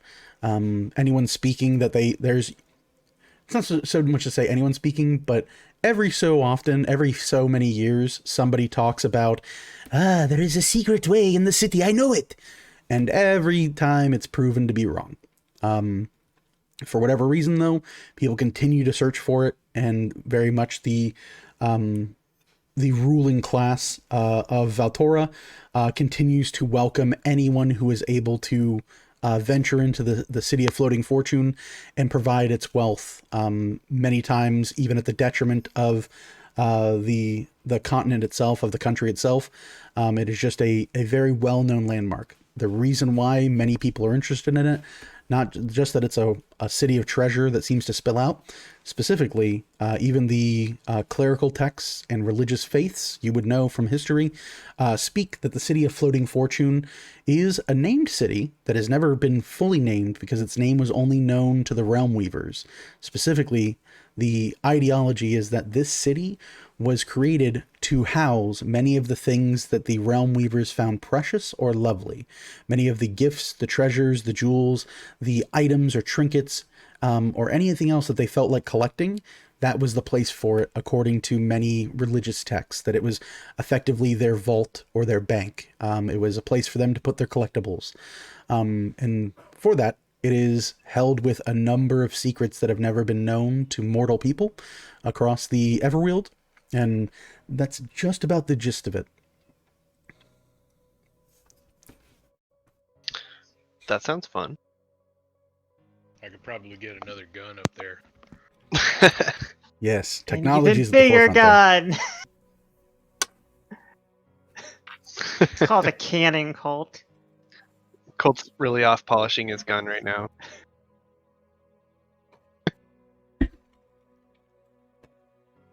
Yeah, that's that one.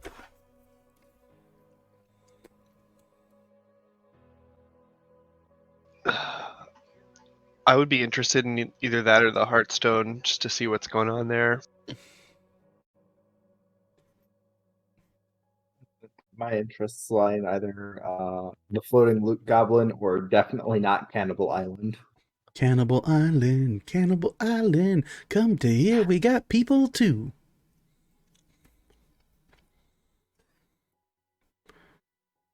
It's not Cannibal Island, that's rude. I'm with Bucky. I kind of like the idea of the Heartstone or the city, Honestly, Personally, floating city. oh, go ahead, Bill. Yes, I would be interested in either Kin's Plummet and helping the King of Silverhearth, or going to the City of Fortune.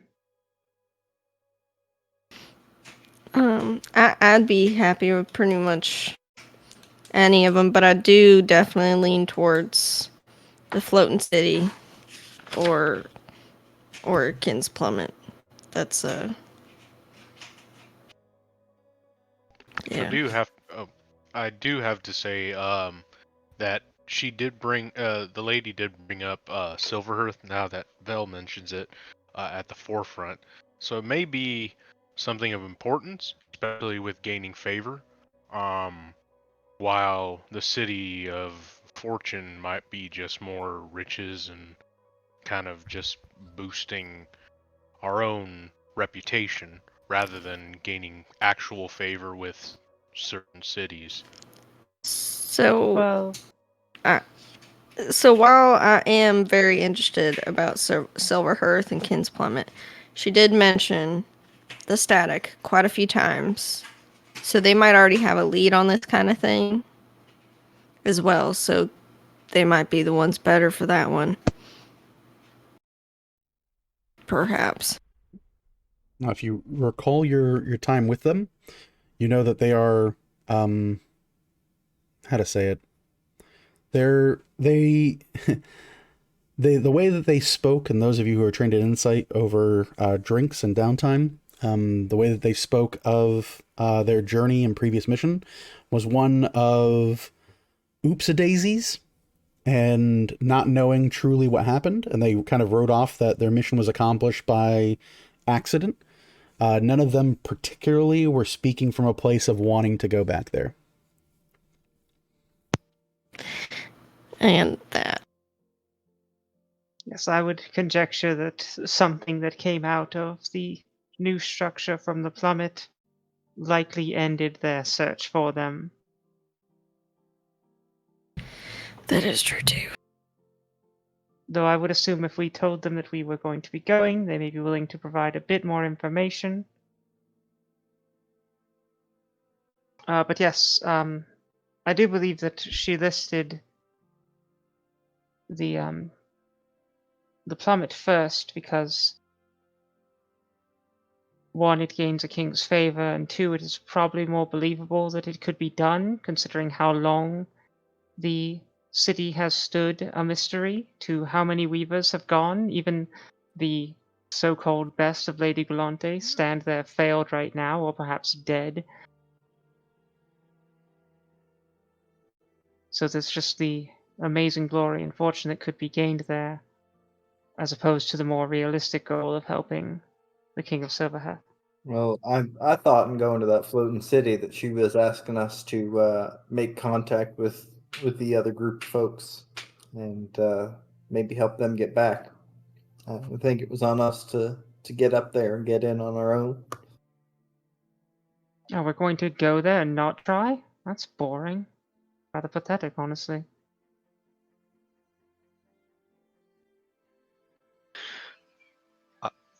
I think I've narrowed my vote down to the floating city.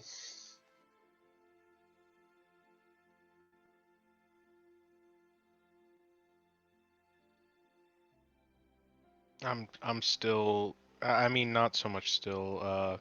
I kind of changed mine. Not so much the Hearthstone, but now Silver Hearth and Floating City. I think. I don't know. Floating City would be cool. It'd be really awesome.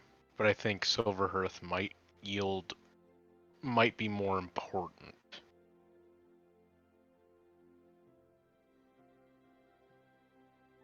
So I'm the only one interested in Totally Not Cannibal Island. Why are you calling it Cannibal Island? It's totally not Cannibal Island. There's Okay, no why way is it it's totally filled with not cannibals. Cannibal Island? It's a remote island that needs supplies. There's no way everybody stranded out there has resorted to cannibalism. No way. Hey, I'm loving the idea that Orville, They a just need goblin, one druid. is very against any goblin stereotypes, but immediately has civilization that needs supplies stereotypes on the forefront of his brain. I'm loving that. It's my favorite right now. The dichotomy I of am it is just pleased. beautiful. Beautiful, beautiful.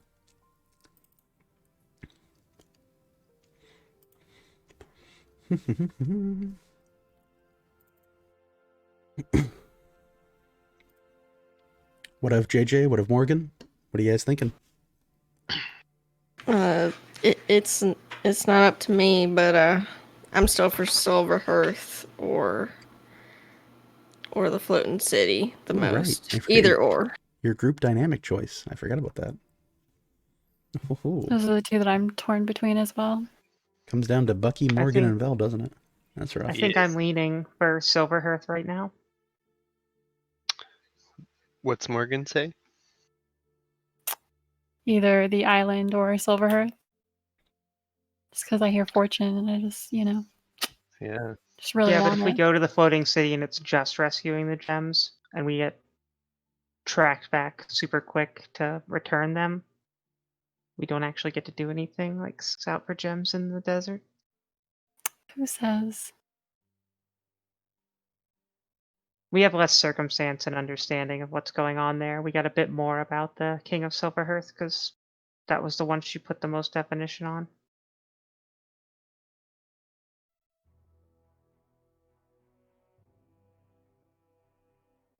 And what did the static say about Silver Hearth?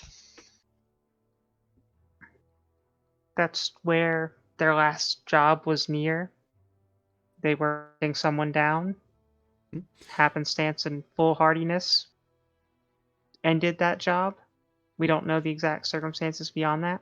You know that their job previously, from what they told you, was the static were tasked with tracking down counterfeiters, individuals that were creating false currency as well as jewels and passing them off as real. They tracked them down to Wren's Fork, which is a southern city in Ravon, and in their travels arrived across the steam fields. And they said that the object that one of the last person they were trying to take down from these counterfeiters, whatever it was beyond the person's control. And they said to surmise it, it solved their job for them. So they bid it no more consequence after that.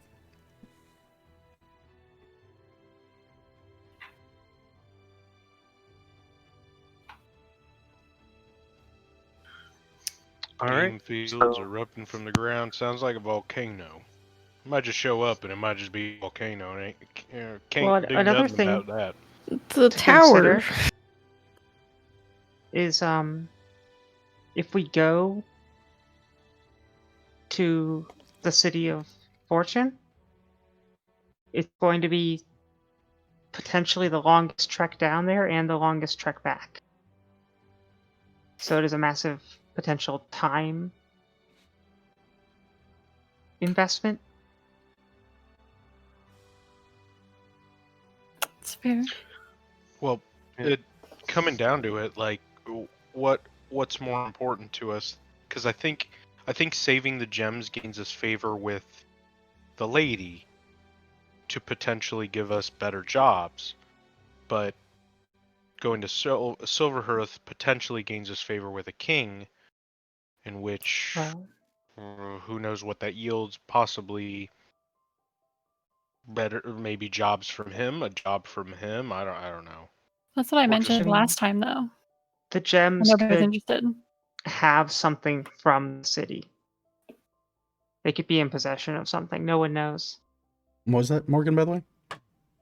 That's what I mentioned last time when we were talking about leaving the lady's service, like having the favor of a king, and nobody wanted that. That is a good point. Yeah, I was just about to say, like, didn't we just maybe get the favor of a king? Well, even Yeah. if you're not favor of the king, it's potentially another big payout. If you're looking for a job that's going to be paid for by nobility to deal with this problem, that was a big chunk of change. Not to mention, this is an actual king this time and not a said to be king. That'd be a big change. That's true as well. It's the difference of establishment. All right, so Vel is for Silverhearth. Morgan, I think I could go with Silverhearth. I'm okay with that. I think so too. That's fine. Ready to fight more foul monstrosities. I'm down with Silverhearth that it as is. well. Sounds like it. All right, we're in agreement. All right. So as you guys come to your agreement, let's go ahead and take a 15-minute break, and we'll actually 15 minutes is a lot. That's a lot. Let's do a 10-minute break. So we're at 8:43-ish on the East Coast. We'll take 10 minutes here. We'll come back at 8:53. Now that everyone has gotten their chance to discuss what they want to do. With that, I'll remind everyone we started a Discord. Doobly-doo. Check it down below. It should say join Discord or on Discord or nah. But if you click it, it should give you an invite that you can accept to join the server. We're going to use the server just as a place to build a community if you guys want to do that.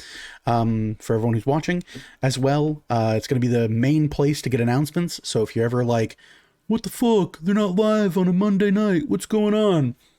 I'll be able to post right in there and be like, hey, someone's out. They have a tapeworm. They got the bad touch. They're just not feeling it. Mental health nights, whatever. But that'll be the place to go for news and information. Yeah, simple as simple does. I'm going to use my handy dandy stream deck now. We're going to go to break. We'll be back in, again, 10 minutes. See you soon. Mwah. See you soon.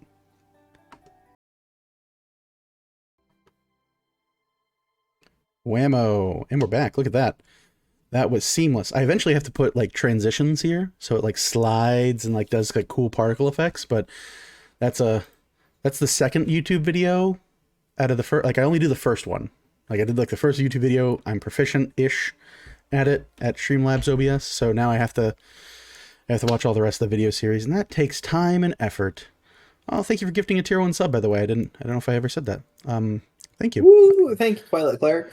Yeah, there you go. You get a shout out from Orville because he reads chats. I don't do that shit. So yeah, welcome back. When we last left, we decided what you guys were doing next. Jesus, now you're gonna go into the office and tell Lady Galante what it is you want to do. Yeah, we made it in one. We're getting better. What it is for Merry Merry Christmas Kwanzaa Hanukkah. Colt Honeycutt purchased me a stream deck. And I programmed all the basic stuff on the stream deck. So in addition to learning Twitch and learning DaVinci and now learning everything else, we're also going to learn how to stream deck works. And we're just going to be full of gamer skills that if the apocalypse comes and the Civil War starts, I will be able to render the videos very well. So yay for that. Golf clap for that.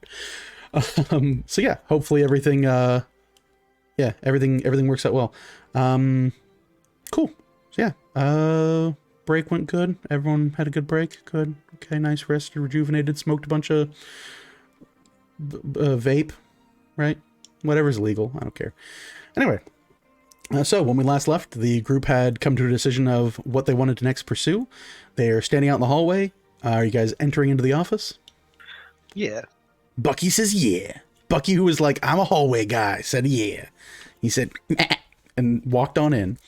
So you guys open the door, you turn back around, and after you having your discussion, just taking a few minutes, you look and you can see people beginning to crowd the sides of the hallways, getting ready to kind of go in line, enter in their daily requests or things of that nature. But making a quick decision, you all manage to huddle back into the office. The lady looks up from her documents, and she again closes the large kind of ledgered tome in the middle of her desk. And she goes, "Oh, well, my seekers, that was rather quick. I must say, you're getting better at decision making. Do tell me, what have you all decided, or rather come to an agreement on?"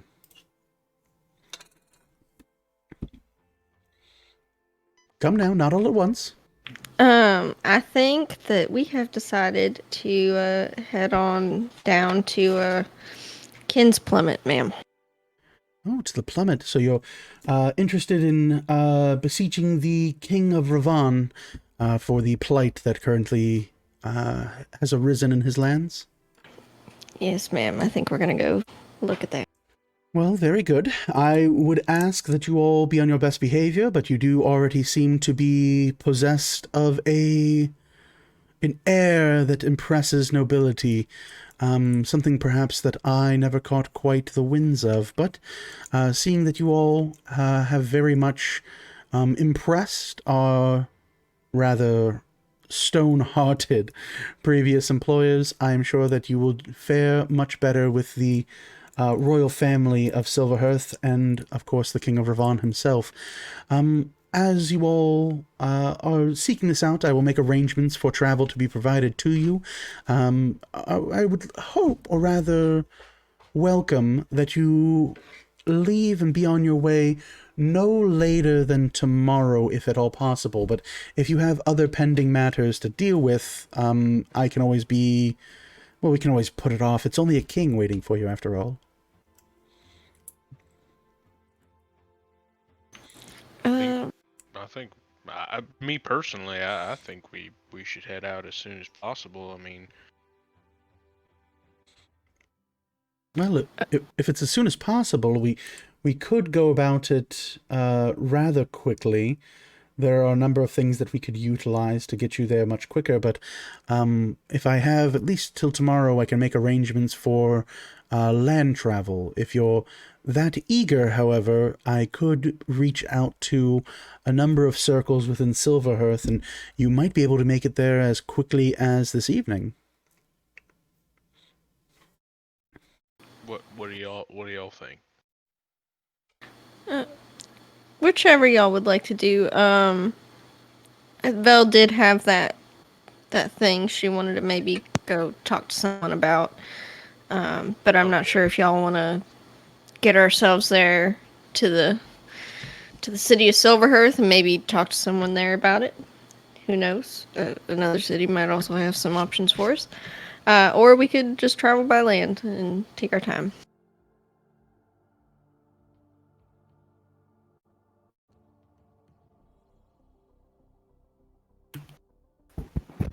Up to you all. To be quite honest, all the rushing around of late rather makes me lean towards taking a bit more of a path less traveled and going by road. Sounds fine enough. I agree. Sure. Yeah, sounds fine to me. Sounds good. Well, then we are decided.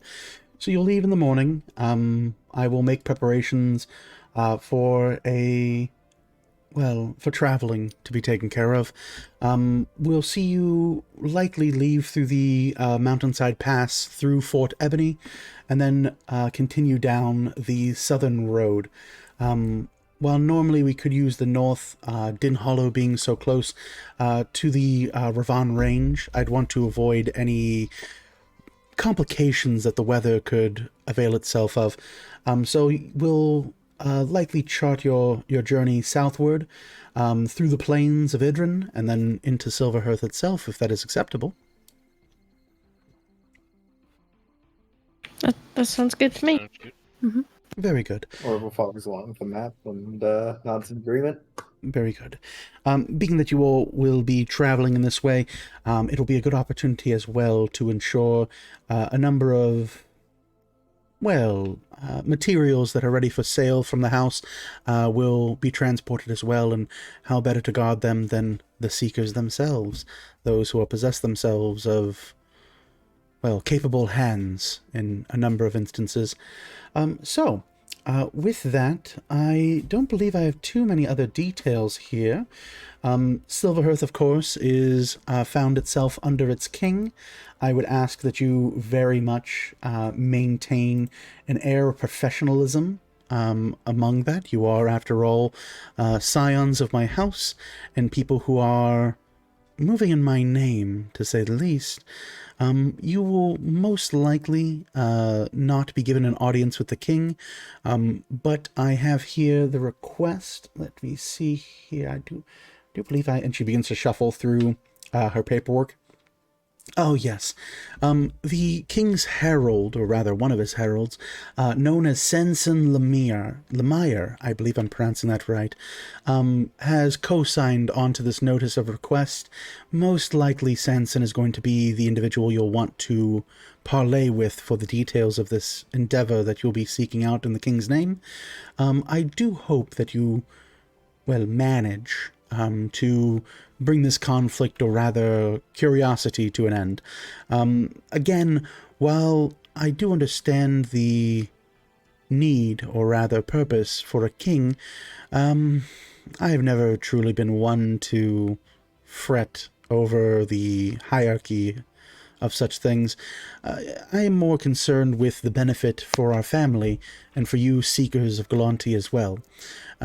That being said, anything that you come across that you might find valuable, I would ask as a professional courtesy that myself and my appraisers would have first viewing of before you make any decisions on anything that might be recovered from this incident or in the field. Additionally, my primary concern is ensuring that this request is met with the utmost professionalism and completed in a manner that is suitable for our requesters, so that there is compensation paid forth for our asking price for your services. Anything past that, however, I do allow again at your discretion, as both, as not just simple weavers chosen, but now truly as the seekers of Galanti. I would hope that you understand that the finances involved in sending and procuring you on requests, even if you are not successful, is still an investment that my house does. Anything that you might manage to bring back that we could find beneficial, whether it be as simple as a whisper or as more involved as a jewel, I would very much welcome its return, and I will smile very welcomingly upon the seekers of Galanti who are, keeping their benefactor and matron in mind in that sense. Is that understood? Yes, ma'am. Yes, ma'am. Yes. Very good. Mm-hmm.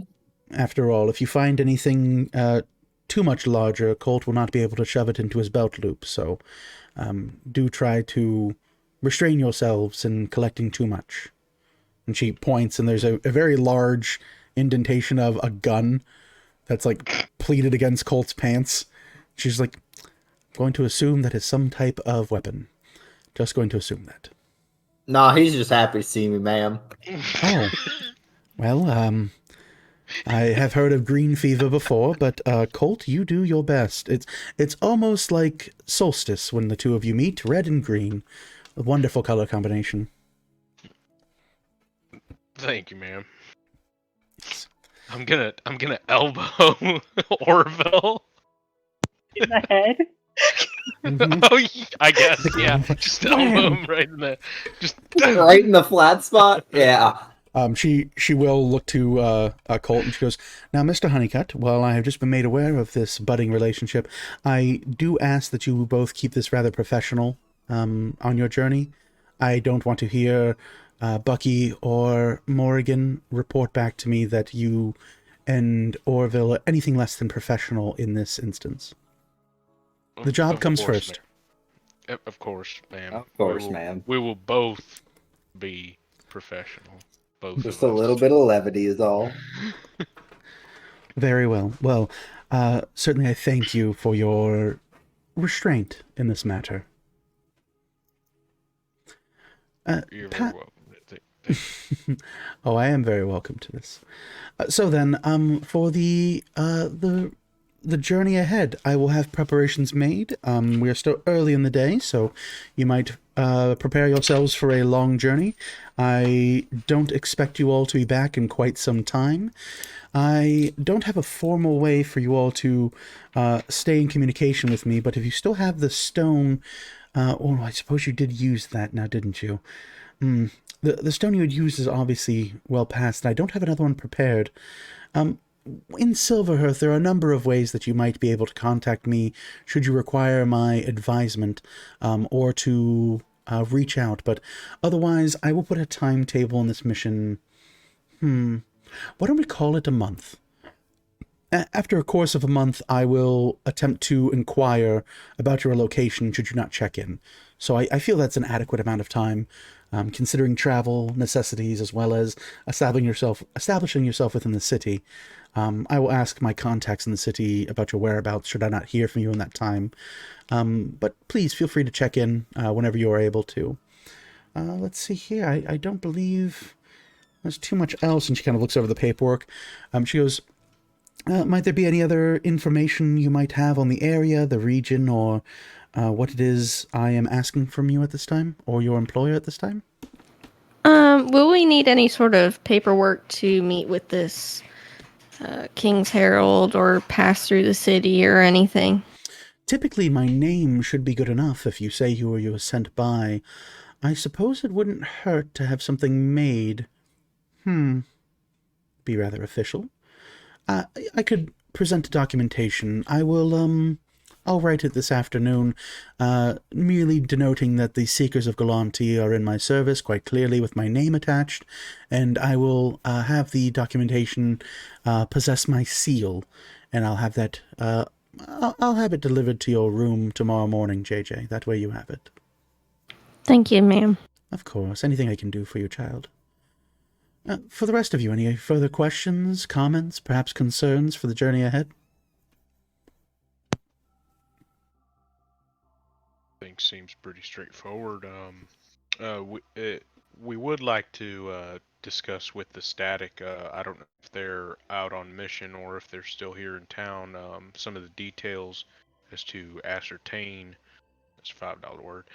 More information regarding their previous mission. Well, I'm not quite sure where they have availed themselves to. I do believe I have a 2 o'clock with them, though, so later this afternoon they certainly will be in my office. At that time, I can certainly inform them that you are looking for them, and maybe you can make arrangements after that fact, but as far as for the morning, they have it to themselves, and I try to allow a long bit of rope between myself and my chosen. I don't like you all to feel that you are on a leash or a collar.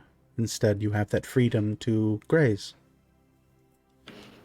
Maybe we'll catch him at dinner, Cole. Yeah, that'd probably be good. Very well.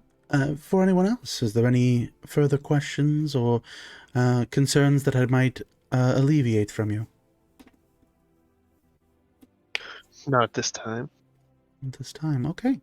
Well then, if that is all we have here, I do thank you so much for, again, your continued and diligent services.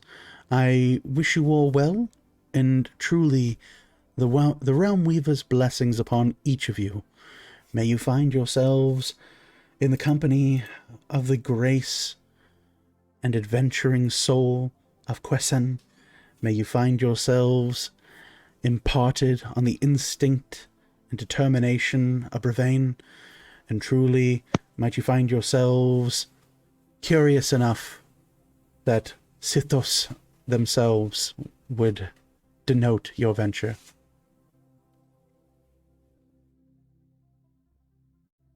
Thank you, milady. I appreciate that. Of course. Now, if that is all.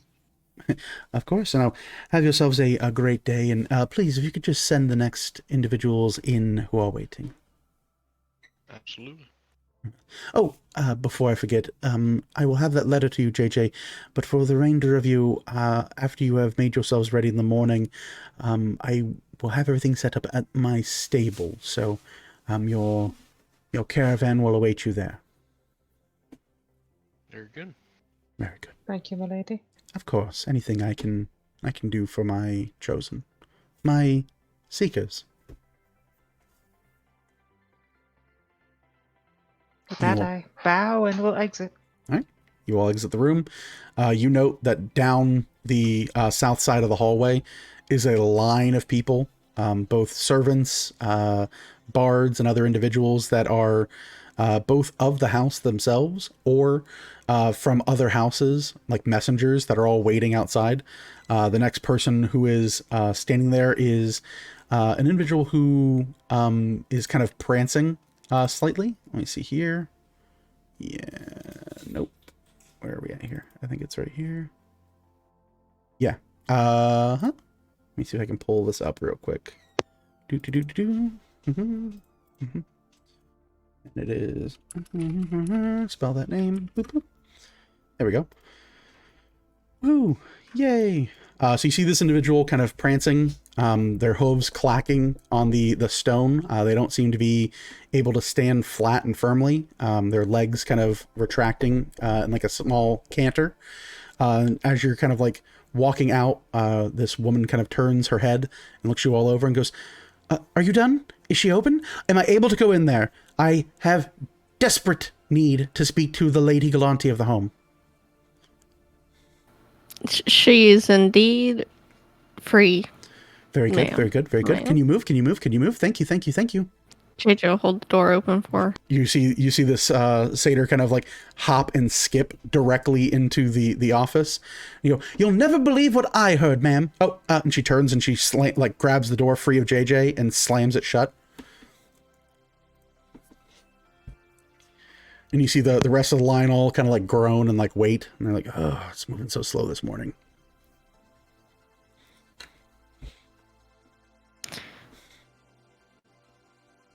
Does Bucky know this person?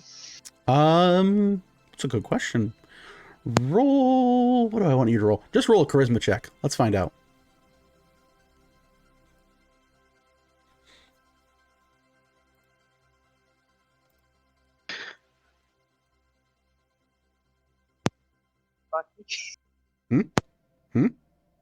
I can't hear him. What do you say? Did I miss it? I got an 18. 18. Okay. Yeah. That seems fair enough. You know her name is Sori. That's Sauri. Sori. She is a satyr local to the city. And the only time you've ever noticed that she sat for any period of time is when she was nearly concussed from drinking over a party that was held at the ladies' villa. Obviously, being satyrs, you all went to meet her, or rather had a passing notice of her. But Bucky, you've known her to be mentioned of as not technically part of the home, but rather she's been described to you in a formal capacity as a web spinner. Being somebody who takes in information, forms it into a story, and then delivers it to the spider. All right. Interesting. Bucky's going to say, I wonder what that's about. Just more information reaching the lady's ears. Doesn't seem that uncommon. Common at all. Do you want to go maybe see those folks about the curse thing, maybe? Yes, I was hoping to do that since we found ourselves with a bit of extra time. If anyone wishes to join, I only have so much coin left on me. Hopefully that'll be enough of a donation for them. I would also like to join. Yep, me too. Yep, I'm definitely there for that. But everyone remember, it's not first priority or second priority. This was our third priority. Third priority. It is the third most important thing we could have done with our day. Yes, Colt. Actually, this is for the DM. Oh, what's up? Can I buy something sort of mundane-ish? Sure. You know, much like Morgan knows, as it tends to be where Morgan goes, there is a local shop here at the Galanti Estate. There is a formal, like kind of city public-facing shop, much like all the rest of the houses. But yeah, anything mundane you can likely pick up here. What would you need? Plate mail? That is mundane technically, yes.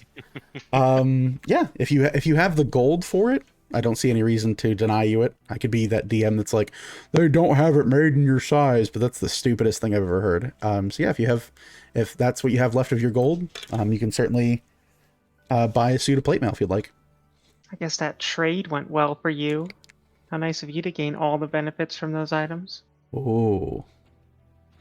Colt's counting out his money at the general store, and Vel's like, "Damn, you loaded, huh? You real loaded." The shade patrol.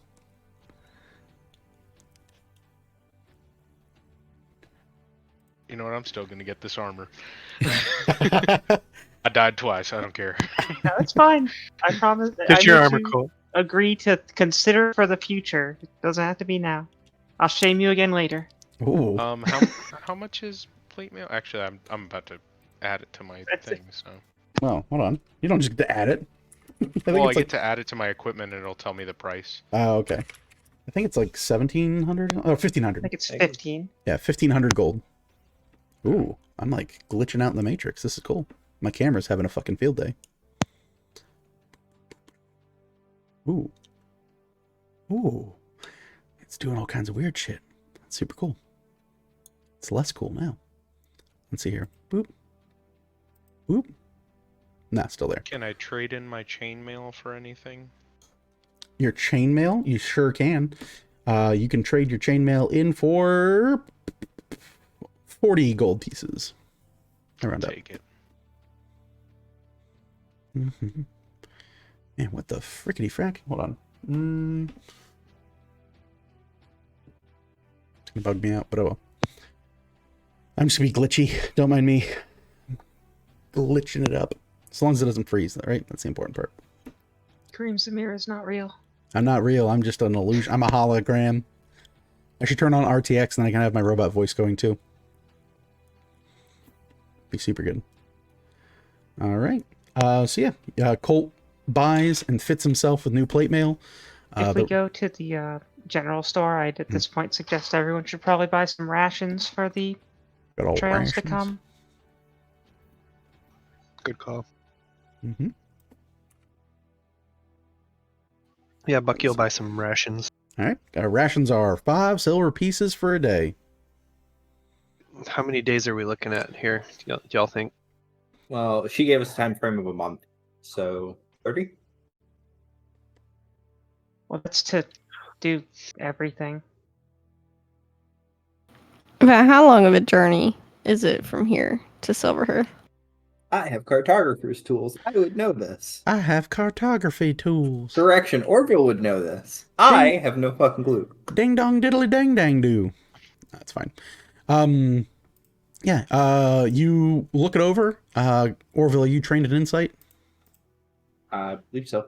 Okay. Being Yes. trained in insight, you look over it. You heard the lady mention caravan. If it's like standard horse and cart wagon, you're looking at, let's see here, about a week's journey, provided nothing goes wrong or there's no delays. You're looking about by land about a week's journey, give or take. All right, and then with that, with any possible problems, up to 10 days. Yeah, 10 days is probably fine. I mean, Yeah. who knows? Maybe you all get sucked into a vortex and then you're gone for 7,000 years. I don't know, man. Well, You guys could walk outside your door tomorrow and get hit by Truck Coon, and then now we're in an isekai, okay? I don't know. I don't know what's going to happen to you, okay? I don't know. I definitely don't have Truck Coon as one of my random encounters. Don't look at my notes.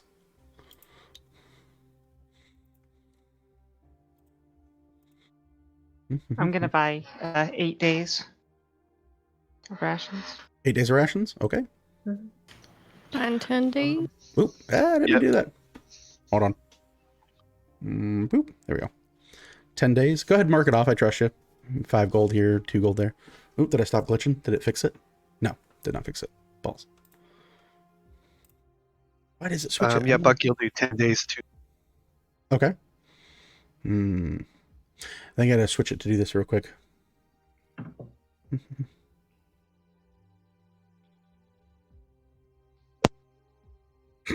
Why did it hit? Oh, that's a weird term, I guess. Oh, because that's so stupid. Give me 1 second here. I'm gonna switch this. Hold on a second. Webcam. Fix this. Properties. Let's do. There's that. And then there's this. And then done. And then switch back. I'm not glitchy. We did it. All right, so yeah, mark off any gold for any rations you need. I think what it was is I use a webcam scene to import my video into this video. So that might be, it was just my webcam freaking out. All right, anything else you guys want to get? You have rations. Colt buys an entire freaking suit of plate mail. You guys walk up, you put 5 silver on the table, you say, let me get a game, and Colt throws the softball through the milk jugs, and they're like, here, you won a prize. It's a big ass suit of plate mail. Here you go, kid. He's like, oh shit.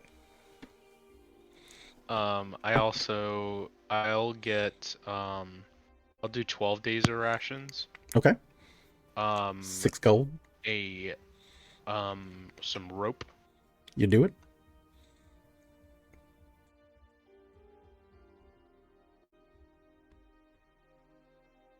What's the Morgan, difference did you get a between new stone grappling and hook? weapon? Yeah.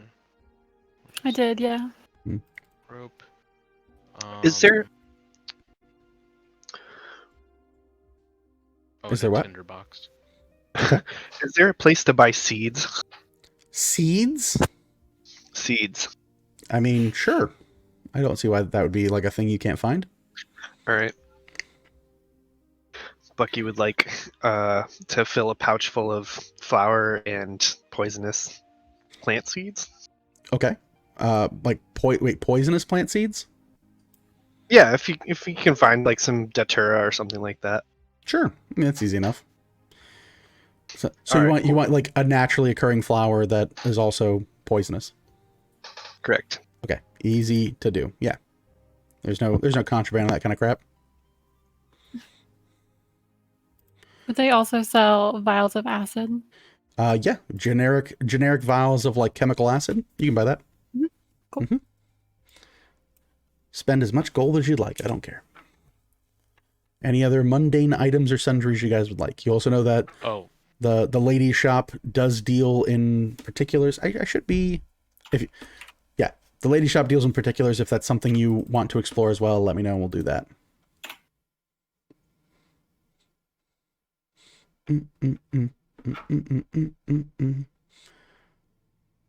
Do they have potions of healing?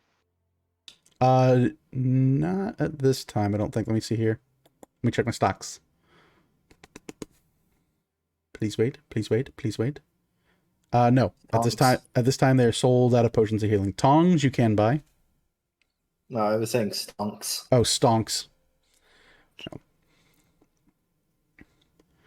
Yeah, they you would be informed by the keeper, which I'm just gonna go ahead and pull it up. There she is. Done. Boom boom.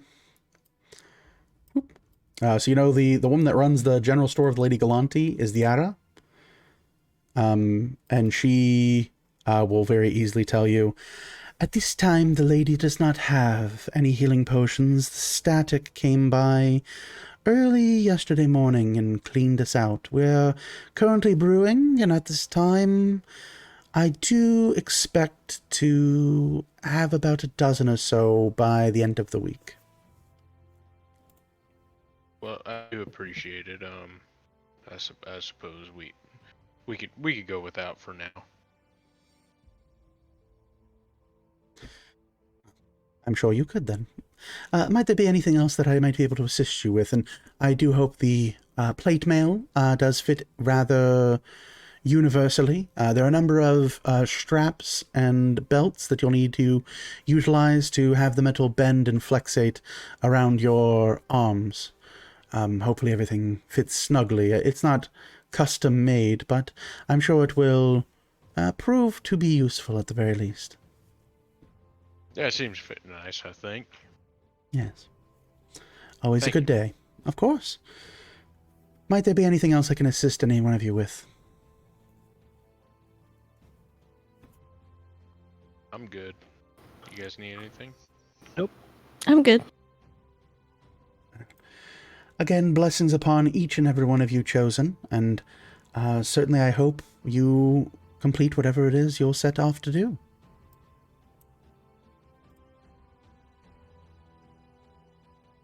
All right. With that, where are you guys headed to? What do you guys want to do? Up to y'all. Somewhere to get that curse Get taken that. care of. Oh, I was like, get that curse. Okay, so you want to head south and get you a brand new one. All right. I'm sure we will later. But yeah, the person she mentioned, Ferosa. Mhm. Who Alright. we'd go looking for? Easy to do. So let's switch this out for a map. It's a map. Bam. Oh, it's way too big. Oh God, it's so big. That's what she said. Still never fixed that, huh? She never. No. The problem is that the Streamlabs will detect native resolution of any image you put onto it, and then it tries to make a box that's large enough for it. So when you put like a whole city map, it's like, hey, dude, you want to show the whole thing, right? And I go, nah. Oh, is it upside down? What the hell? Hold on. It's reversed. Reverse. Let's see here. Let's flip horizontal. There we go. Haha. So all my pictures up until now have been backwards. How about that? We learned. So, easy to do. You got, I'm going to see if I can do this with my, there we go. So you guys are, here. Wait, no, here in this area, down at the south. I'll try to move it there. And then you guys are heading to the walled-in section, or section D, which is known as Ferosa's Keep. Orville, you know who Ferosa is, I think, right? You're a big fan of Ferosa. He's a upstanding citizen. Totally not a bear. No, definitely not a bear. So for any of you who are in the know of it, you know Ferosa and his keep, his kind of defining attribute and contribution to the city is that of a noble at birth who is the first son of the Ferosa family. The current leader of the Ferosa family is known as Jude Christian Ferosa. He has openly forsaken his birthright to his mass amounts of wealth and fortunes and family to live here in Deerwood. In doing so, he has instead sought a life to rule under the laws of the noble families of Deerwood and put a bit of enforcement into that. In recent years, he has leveraged his familial ties to place himself as the predominant authority of the Deerwood, or Direwood, however you want to pronounce it. Orville knows that he is the predominant here. He was the judge who proceeded over his, we'll say his court case is the nicest way to say it, that landed Orville as a member of the Weaver's Chosen instead of jail. I'm a good boy now. I'm a good friend. So, with that, you all make way to the adjacent area. No need for travel as it is so very close. It's one of the few areas you can access without having to really venture into the city itself. You come into view of a number of chainmail armored individuals that guard the surrounding and walled area that make up the judge's keep. You note that the keep itself is a large stone building that has been assembled over the kind of sloping hill crest that leads towards the south end of the road that leads out of the city. As you all approach, you see the individuals clad in chainmail and wearing a tabarded banner depicting a set of conjoined scales. So it actually looks like the letter I. And you can see a set of golden scales, and then as it kind of crosses over, it's a set of like darkened shadow scales that kind of form this house sigil. The pair of guards kind of look you all over and curiously eye you. Goes, "You there? What is your business to be approaching the Lord's Keep?"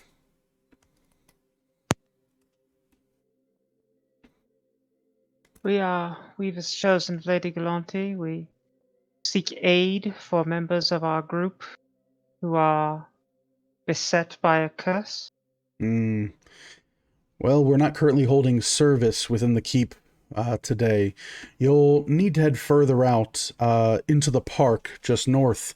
That is where a number of the Convergence has adjourned themselves for the afternoon. They are taking in the light of the world and truly the blessings that have been bestowed from the Weavers themselves this day. Thank you. Of course. And be safe. I will head to the park. All right. So, as you all make way northward from the keep, you find yourselves along the kind of cresting areas, which I guess I can just leave this map up. That'd probably be helpful. So the problem is I don't have like a pointer. Like a pointer would really help here. Like I could be like, hold on, what if I could take this element? I'd be like, so you travel from the keep and you head northward through this part. That's the forest. Yeah. And it's all up in this nonsense. See, I can just wiggle my finger. Yeah. I'll just move me to where I need to go. So you head through this area. Let's see if I can. Oh, there we go. Got it in a few. So you head your way through the city park itself. You make way and you can see a number of just citizens finding the park just to be a recreational space. A number of people working on fitness, some others using the kind of serene area to read books or attempt poetry. It seems to be an open social and kind of public works area. For a time, especially traveling for a little bit inside of about a half an hour, there is a curiosity that you might find any of these members of the Convergence that swear themselves to Ferosa. But you begin to hear a hum passing through, and you hear... Where are we at here? You hear, "Bravin, in your mercy, we beseech you once again. Through instinct and determination, find the common man." And you begin to hear this kind of soft chanting echoing out through the park. In doing so, you come across a collection of individuals clad in long, multicolored robes. They seem to be possessed of almost like it's almost, I hate to say it's like the pride flag, but it's kind of a good analogy for it. They're in like bright pastel, like flattened but muted colors that are a cavalcade of various different prismatic colors. That kind of adorn these long draping robes. And you can see on the kind of the fronts of the robes, they bear the crest of Ferosa, these dual weighted scales. But you also see on their backs, they bear various, and again, it's kind of a weirder thing. So there are a number of pieces of iconography that people associate with the Realm Weavers. And these individuals are clad in the majority of it. Their sleeves attached at several parts with various different sigils for Quissen. Others, you can see various markings that are all different warships of Brevane. And still, yet further still, you see representation for Siftos of even down to like Orcish heritage that many people would say are savages or things of that nature. They still wear their markings across these kind of decorative colored robes. Many of them kind of turn in concert at your approach, and you hear a voice kind of part out from the crowd, kind as the service is kind of brought to a dull hum and the chanting is brought low, you hear an individual kind of reach out and speak to you, and you hear, "Good afternoon, my lost sheep. I sense the Realm Weaver's graces upon you. Truly, you are chosen. You are made of a true purpose. Those in our flock, please welcome these individuals who have found themselves to our convergences." And you hear a number of people all kind of like give a soft bow and various echoings of welcome, welcome, welcome, welcome, welcome. And the person who's leading the procession kind of looks to you all and goes, "Truly, please, we will read from the great scroll again, but take your time, relax your minds, and truly reflect on the lessons we have discussed thus far. For our newly honored guests, to what might the mercy of the Realm Weavers assist you with this day, our lost children?"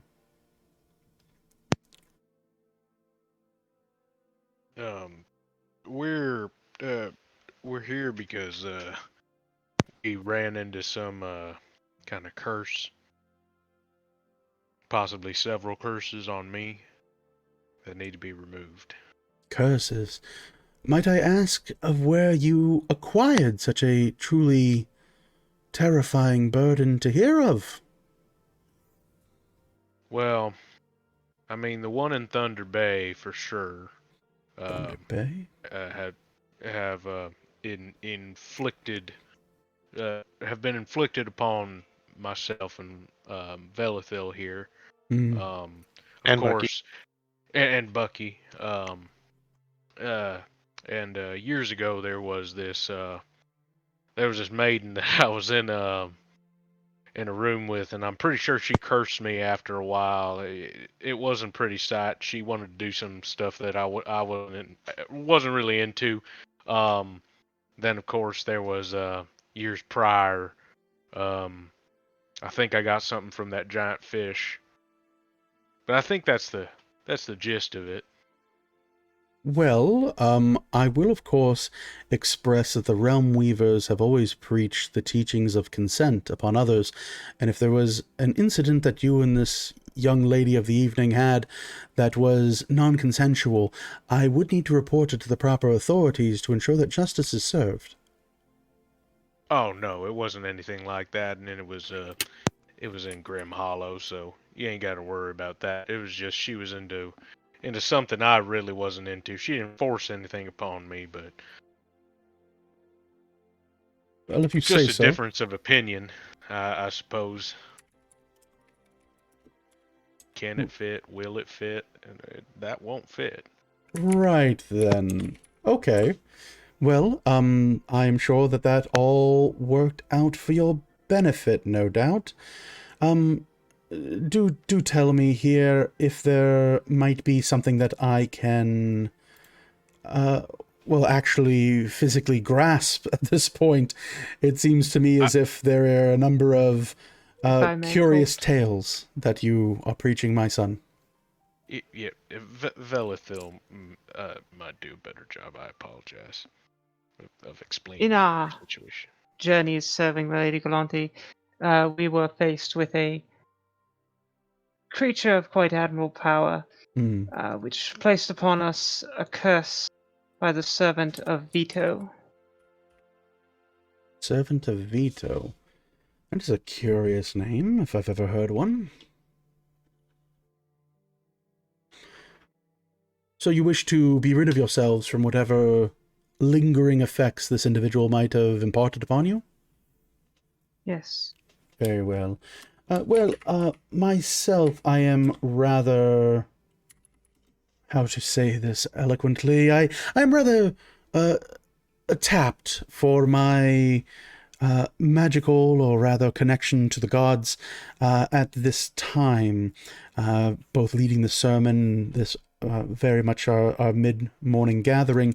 However, I can refer you to one of our priests, and she would be more than able to assist you. I believe she is currently researching the finer points of what it means to be alive, and reflecting upon the teachers of teachings of Bravan, you'll need to seek the priest Jasana.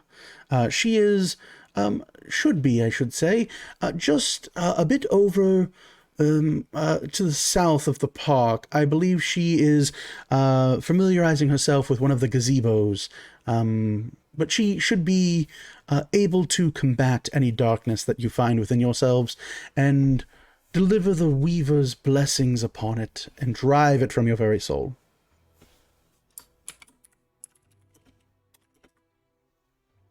Thank you. Yes, of course. I'm always happy to assist all those who seek the comforts and guidance of the Weavers themselves.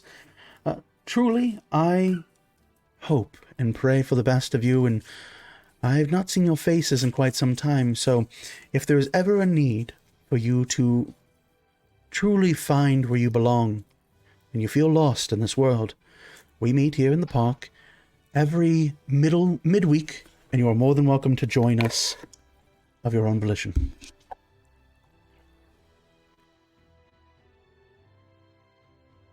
Well, thank you. And thank what you for was the your offer. name?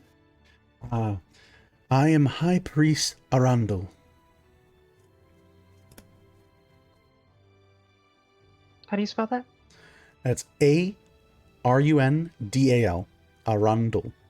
Arundel. Thank you, High Priest Arundel. I am Velathu Dawenbe, the Seekers of Lady Galante.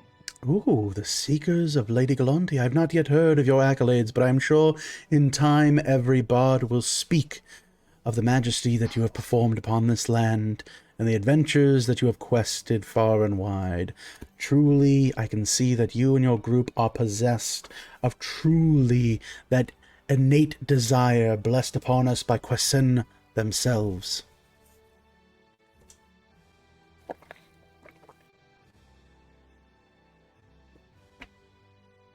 Well, thank you. Of course. Thank you. I bid you a good day, and truly, if you wish to stop by after your business is concluded, we will be speaking on the 4th book of Siftos, and truly the teachings found within that, of course, speak of the great arcane spirit within all of us.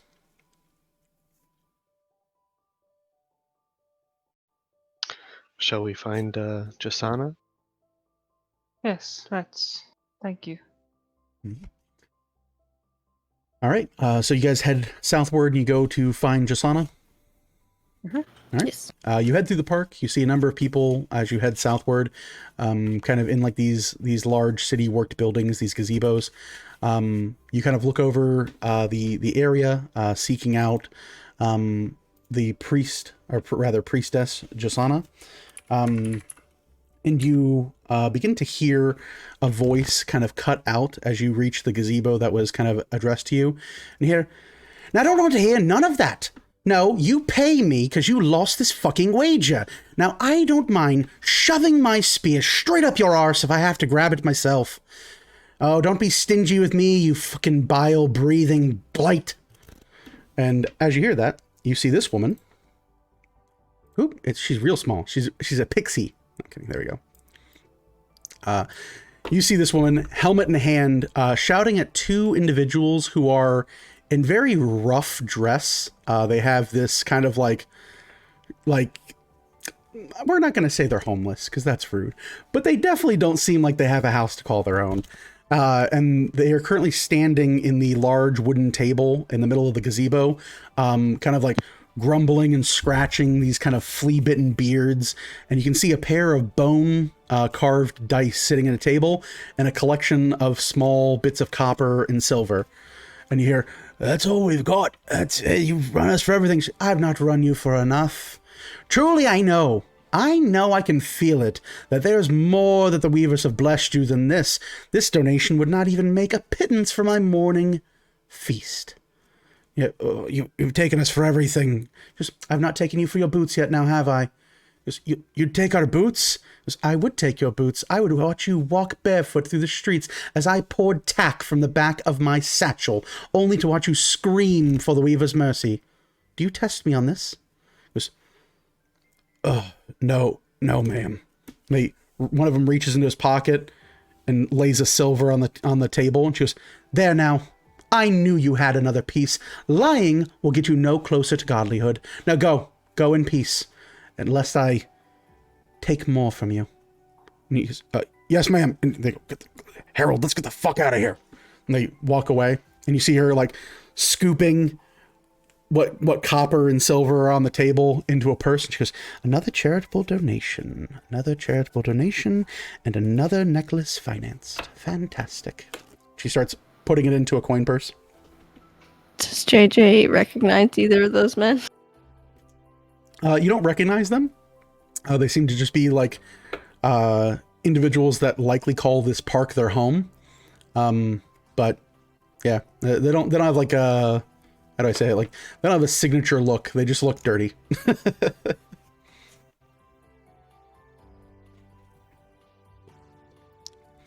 do you guys want to do? I will approach. You approach. You see the woman kind of turn and see that there's a group approaching. Like, you kind of make yourselves like, "Hey, we're here." She turns and goes, "Oh,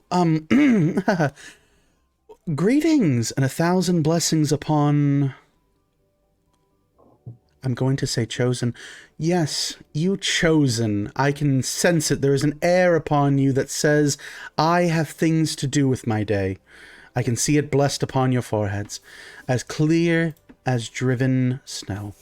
I am the priestess, Jasana. How may I make myself available to the chosen? Yes, we just spoke with High Priest Arundel, who directed us to you, who may be able to help us. We have found several members of our group beset by a foul curse. Would hope that perhaps you could assist in removing that. A foul curse, you say? What might it be that you are... Well, what would you say that is wrong with you? Are you tasting of sour? Are you... Perhaps you've fancied someone you've not fancied for a while? Is there, may chance, a issue with your bladder or some type of other horrible diuretic that would be far too embarrassing to ever be told to someone other than someone you could speak with in confidence, perhaps myself, maybe? The cloven-footed lad over here started squawking like a bird. You have cloves for foot? Are they four-leafed or otherwise? I believe he's referring to my feet, ma'am. Bucky's gonna like show her. Oh, you have hooves. Oh, I'm terribly sorry. I cannot cure birth defects. If that is, while it might be a curse, hairy legs and hooven feet, and many would say that it is an aspect of the great beyond, I can assure you that it's perfectly natural, and you've probably dealt with that your entire life. Oh, it's not a birth defect, ma'am.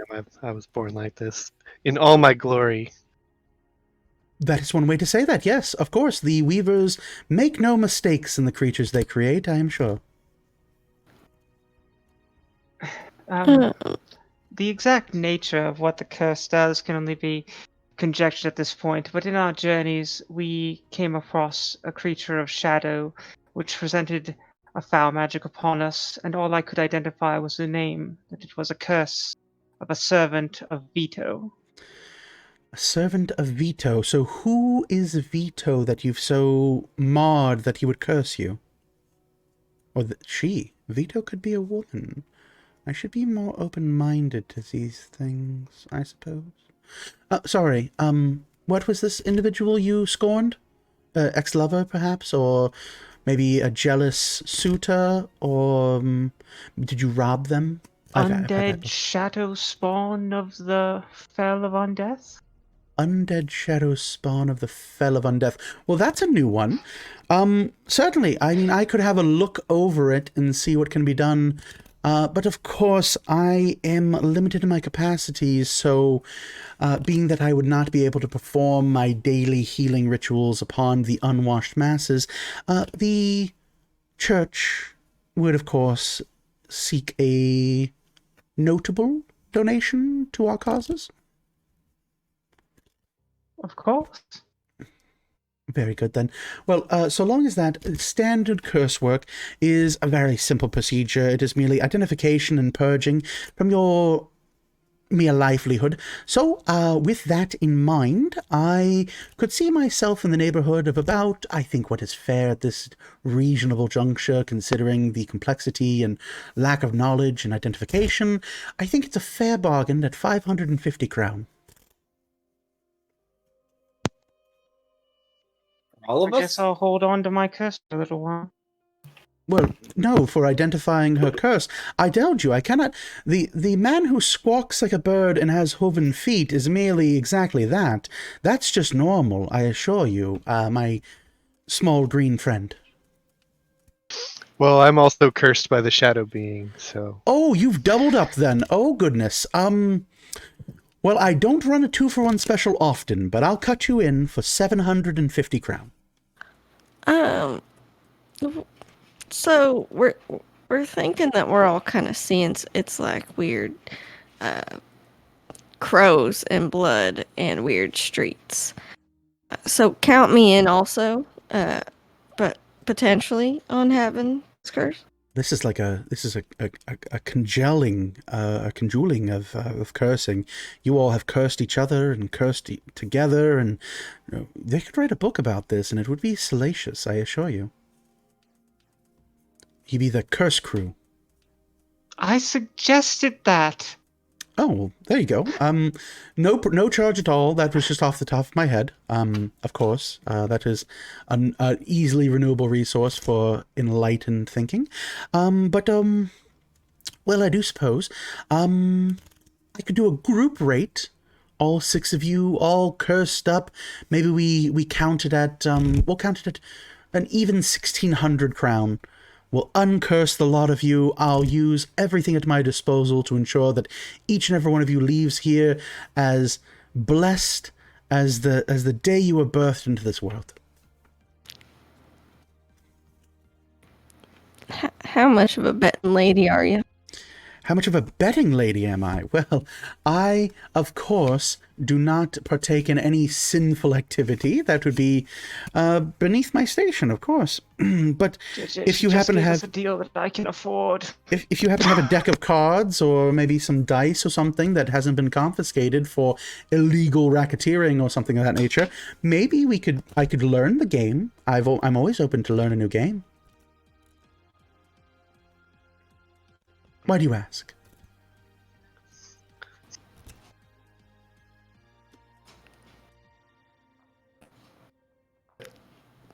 We could always maybe see what the Weavers have in store for our luck and maybe work something out. Oh, betting your luck. Now, I am curious, in this hypothetical, this completely non-binding idea that we're forming here between you and I do suppose that I might ask what's in it for me.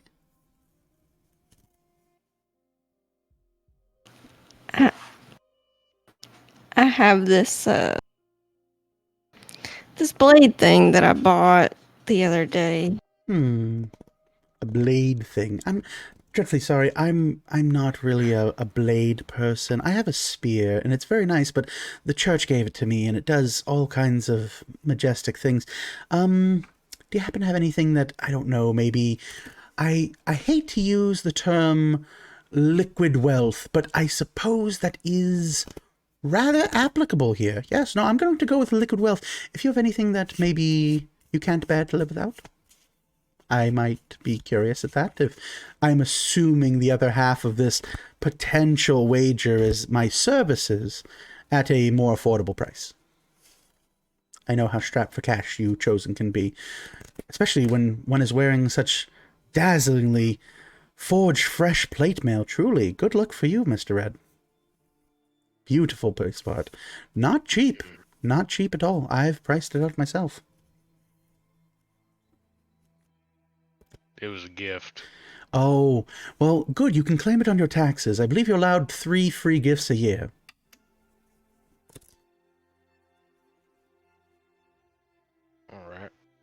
Well.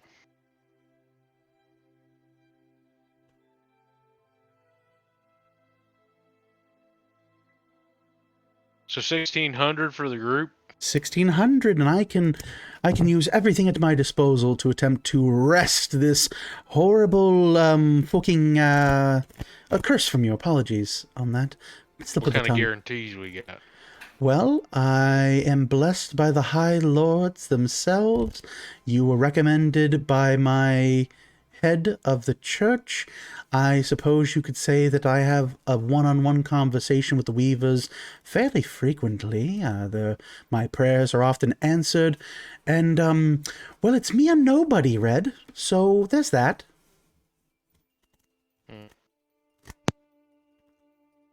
All right. Got a good point.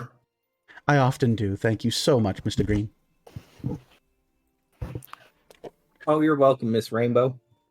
Oh, I like this game. What colors now?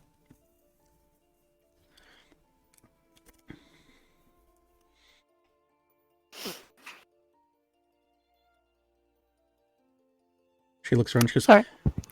If not everyone's interested in this, if I can get a price that's 300 or lower for me as an individual with you guys involved, I can afford it. So that's great. Otherwise, I would gladly take a donation from any of you to pay for this myself.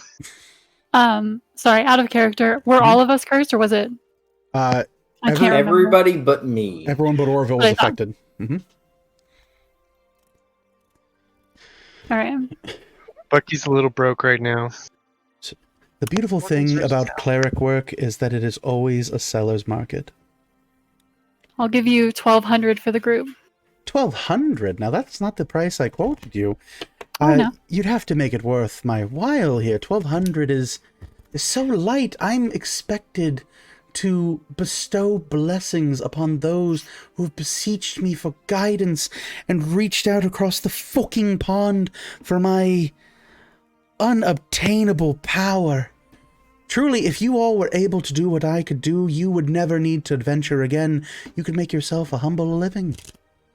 Knowing every scripture, every prayer. Ma'am, not She's a scam artist. not to impugn your holiness or your dignity, but I'm pretty sure I just saw you squabbling with some homeless folk over silver. Oh my goodness, I was merely collecting on a tithe that they have paid towards the church, and I can assure you that Grand Judge Ferosa will see it that way as well.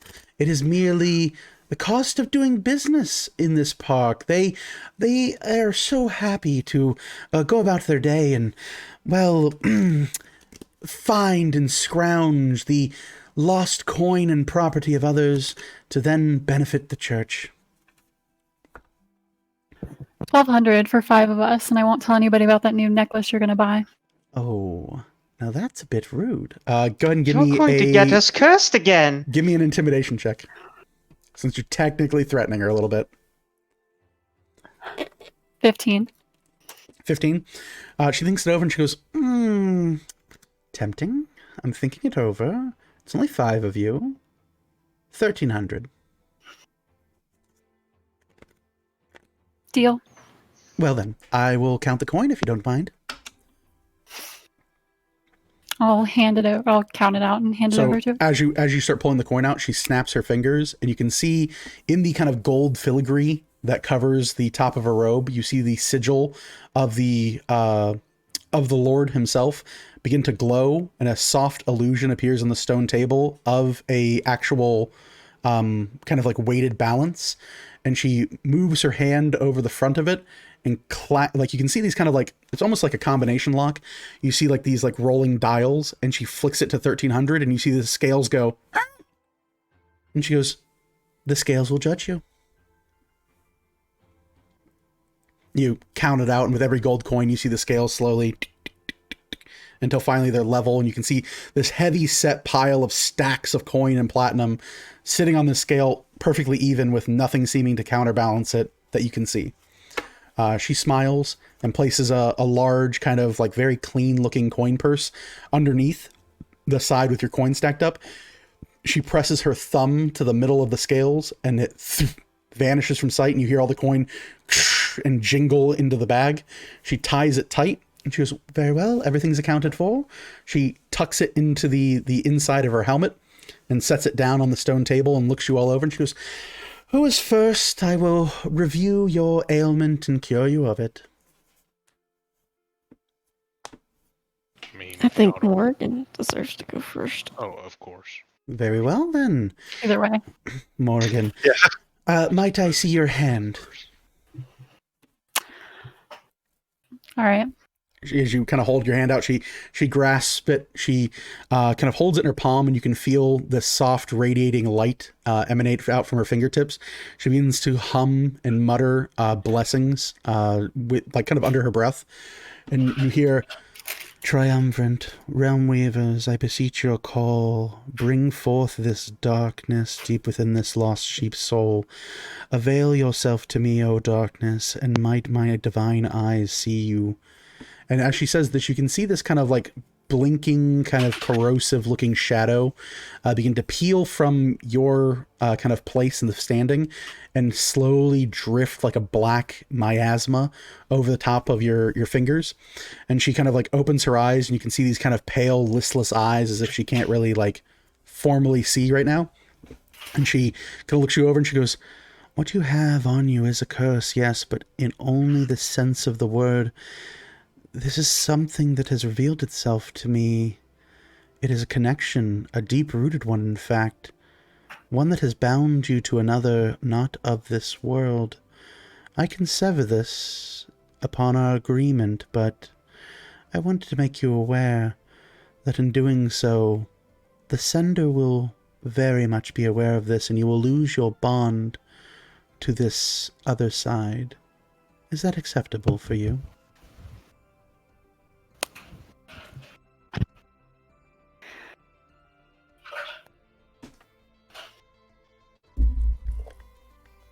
I'm going to look towards Vel and just kind of be like, is this a bad thing? Oh, it's probably fine for all of you, but I don't think I can do this. Looks like I'll be bearing this for a while. Go for it. Just very well. And she like holds your hand with her left and like keeps it kind of poised up, and she reaches over and you can see this kind of rainbow prismatic spear fly into her hand, and she takes it and presses it, like just takes it by her thumb on like the back of the blade, and she presses it down to the back of your hand and begins to carve. It's weird. It's like as she like is doing this, you don't feel like a cut, you don't see blood, you just see this bright kind of convergence of scintillating colors kind of peel over the top of your skin in a pattern, and slowly you can feel this heft, this weight begin to be pulled and rendered from your body. You feel almost like a coldness in your soul begin to be filled with warmth and differing feeling, and you can feel this kind of like hushed whisper of, I will find you, peel from you before you can see like this black Icarus smoke emanate out from the back of your hand, and her eyes kind of roll back into her skull, and you can see her pupils come back to these kind of like dull, listless irises, and she looks you over and she goes, you should feel lighter and much better. You're fucking welcome. Thanks. Of course. Just gonna walk away. Who's next? Come on, I don't have all day. All right, man. Please, one at a time. Oh, okay. I really want this off. So? Put up my hand. Oh, she grabs your hand. She goes, oh, my goodness, could you take this gauntlet off? Right. I'll take the gauntlet off. You take the gauntlet off and expose your hand. She goes, oh my goodness. Does no one ever wash your fingernails? I swear to you. Okay. Soldier, please. Dealing with the homeless, I swear to God. All right then, so... And she again begins the ritual. She begins a soft muttering. She goes, how curious. You have a curse laid upon you twice over. One that is a connection to a boundary far beyond, and another from a scorned lover, I think. A very passionate curse. One that has been imparted upon you by one who has very strong emotions of you, who to this day, I can feel it as clear as a bell in my ear, curses your very name. Go ahead and leave that curse. That curse is fine. I know where that's from. So, just your connection to the great beyond, then? I imagine that's. Yep. Very good. She takes the blade of her spear, carves a pattern, and again you see this bright, kind of colorful pattern erupt out of the back of your hand. Your body shakes, shudders, and you feel the cold, lingering remains of what was imparted upon you peel from your spirit and vanish. She goes, "You're all good, well, except for the other part, but I can fix that if you really want to." Is there anything that I should know about that curse? Like, is it gonna do anything to me? Oh, I'm not quite sure. I didn't look into it. Was I supposed to? If you don't mind. Of course.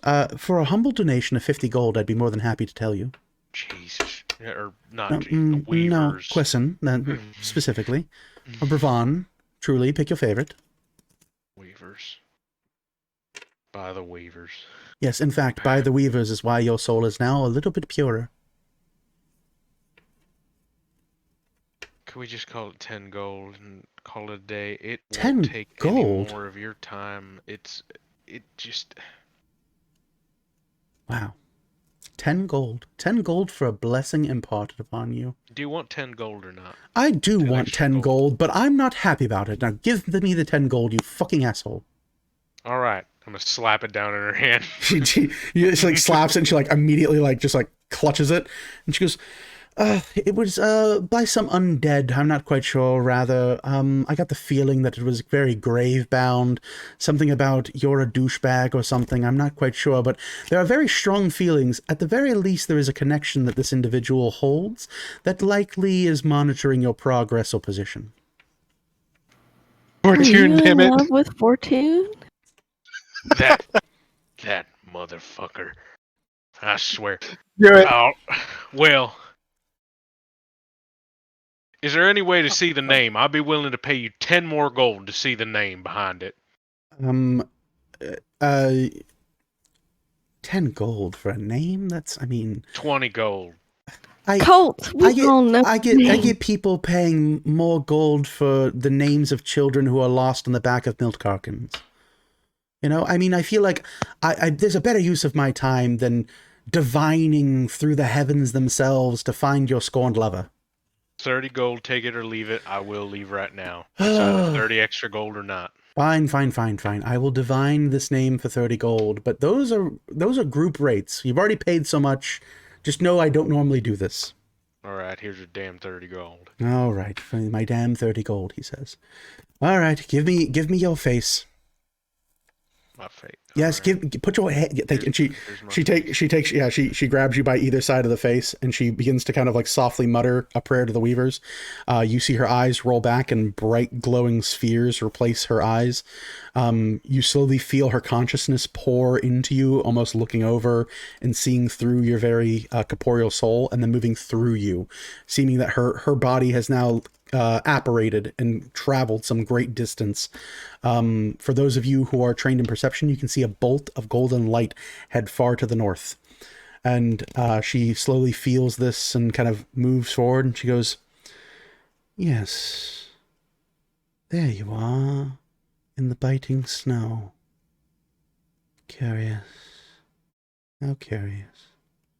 And slowly and she blinks and looks directly on you, and she goes, "Now, I don't want to alarm you, but have you ever attempted a breath mint? Just ever in your life? Because the smell that is coming off of you cannot be natural."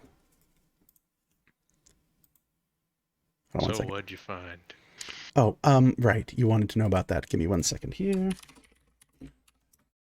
I only timed it for like up until 10. There we go. Fixed it. So she looks you over and she goes,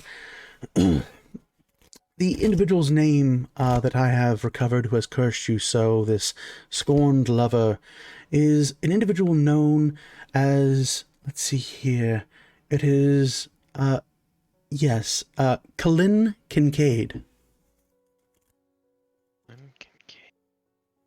No idea where that. That could be Fortune's name. We did give him a name. Exactly.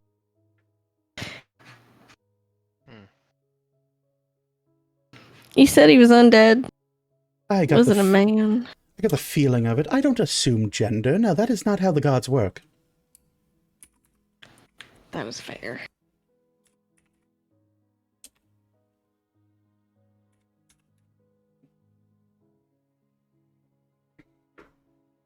All right. Sounds good. I think with that, I know exactly who it might be. I don't know. Storm Lover. I'm still waiting. If you have the rest, like, thank you, or my goodness, you're so powerful, and you've imparted such knowledge upon me. I am so thankful for everything you've done for me. You're really unbearable. Thank you so much. I'm so appreciative of all your hard work. Oh my gosh, you're the best. That just I'm warms just my gonna heart. walk away. I'm starting to realize why your lover cursed you. I'm getting it now. I'm sensing it all over you. That's so mean. It's the attitude, in case you're curious. All right, who's next? Which one of you, poor wretch? I mean, wonderful paying customers. I mean, donated. Who's next? JJ, go ahead. You sure, Bucky? You seem to be. Yeah. I can wait. It's truly okay. All right, yeah, Bucky will step Okay. up. She, again, grabs your hand, kind of slowly feels this divine energy be called upon again. She searches, and you can feel this kind of like divine energy move through you, and she goes, yes, I sense the same, a connection to the other side, a place of suffering, a place truly possessed of darkness and regret, a place beyond what we can see. You would like this removed? Yes. It does run completely against all that your natural connection could be. I sense that within you as well. I could remove that if you so choose. The other curse that you harbor within you. That's not a curse, man. That's my connection to my... I don't even know what I would call it, but I do not wish to remove that, thank you. A very dark presence is harbored within you, seeded and growing. But fine, not my problem.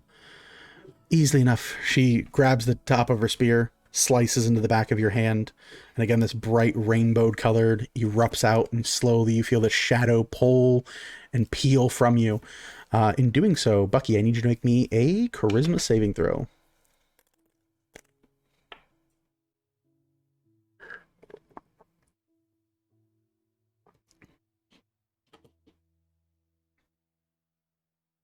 It's a 14. 14. You feel as this dark, shadowy essence be pulled from you. You feel it almost from like the pit of your stomach up to the top of your heart. You can hear, or rather feel, this cold, blistering hate, this almost ethereal presence, this connection that she speaks of to the other side, be pulled and lifted from your soul. And in doing so, where normally you would feel your own natural warmth regain it, you feel something else attempt to push past the new open area of your very body and begin to grow and use this as a chance to progress itself. You feel a deep, almost primordial feeling, this unknown connection to something far beyond, and you feel your chest kind of groan and bend inward. You can hear the kind of popping of the various joints and cartilage in your chest, and slowly you can feel this kind of twitching nerve.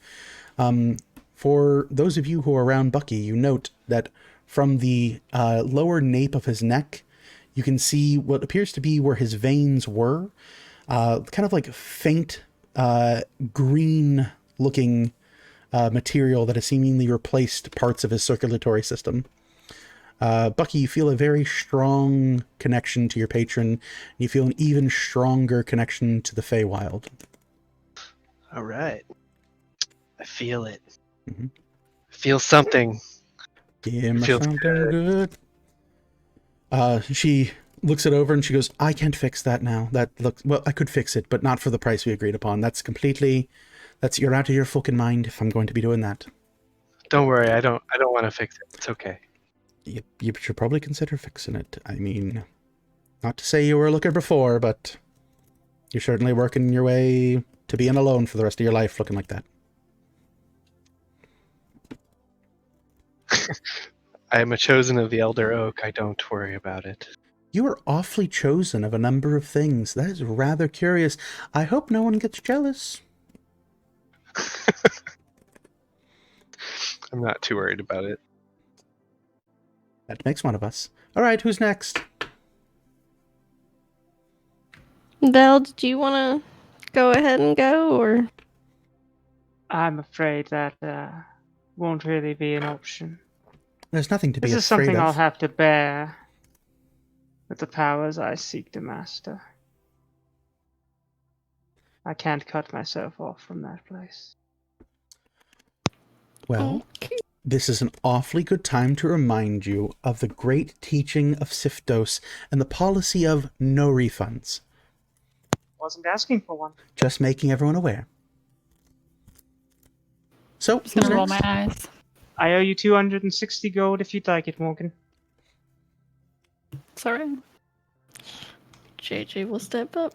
All right. She again focuses in on JJ.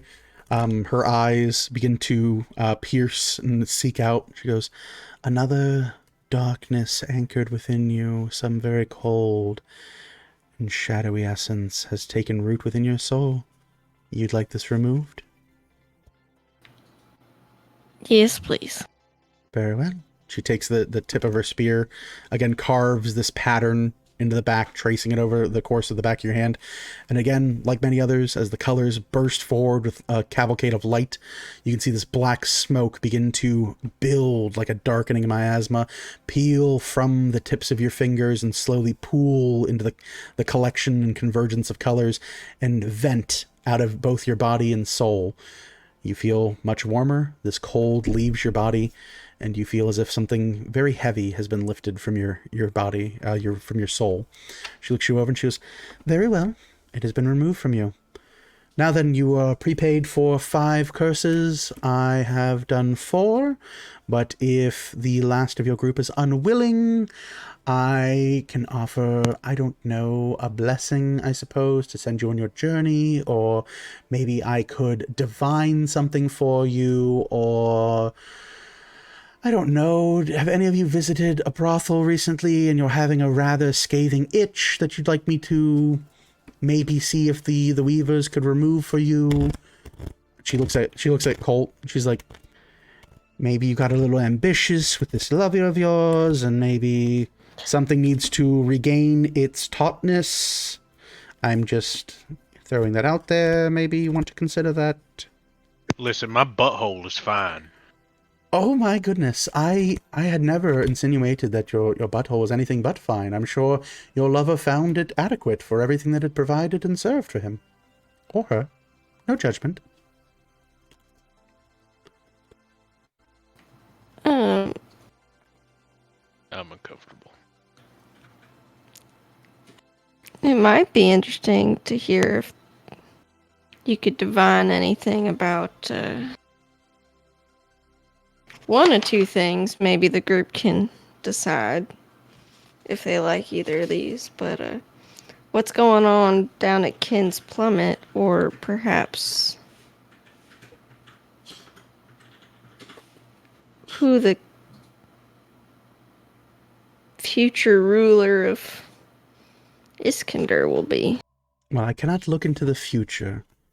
The lords and weavers that I worship, much as you all, were possessed of the present, the past, and of creation. Divine providence and the gifts imparted upon me do not allow me to seek the future, but I can tell you the present. We don't deal in what ifs, only what is.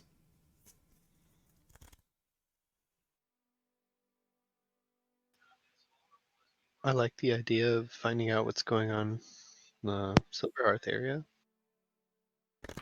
Yeah. That's what JJ was proposing, right? Yep. Okay. Yeah.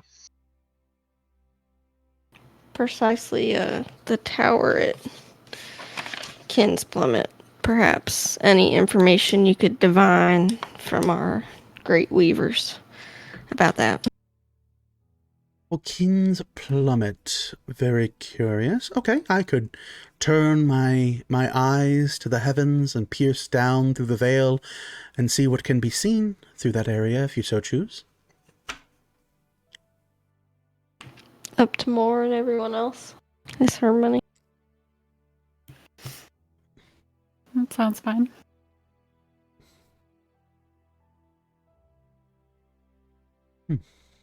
Well, if we are all in agreement, I will perform the ritual and I will begin right away if that is what we hope to accomplish here.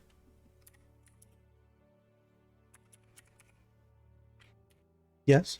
No? Yes. Sounds like a plan. Very good. All right, let's see here. I have visited there once. Should be fine, I do suppose. She takes her spear and takes it and swings it in front of her, and you can see this like small kind of illusionary boundary, and she begins to wave it in front of her over and over again. You can see this kind of like prismatic rainbow pattern kind of collect and cling to the air like dust, kind of floating in a small cloud in front of her. And she begins to kind of wave her hands about and begin speaking. In doing so, she kind of reaches through and begins to more or less kind of move her essence past the position in which she stands. And she rolls.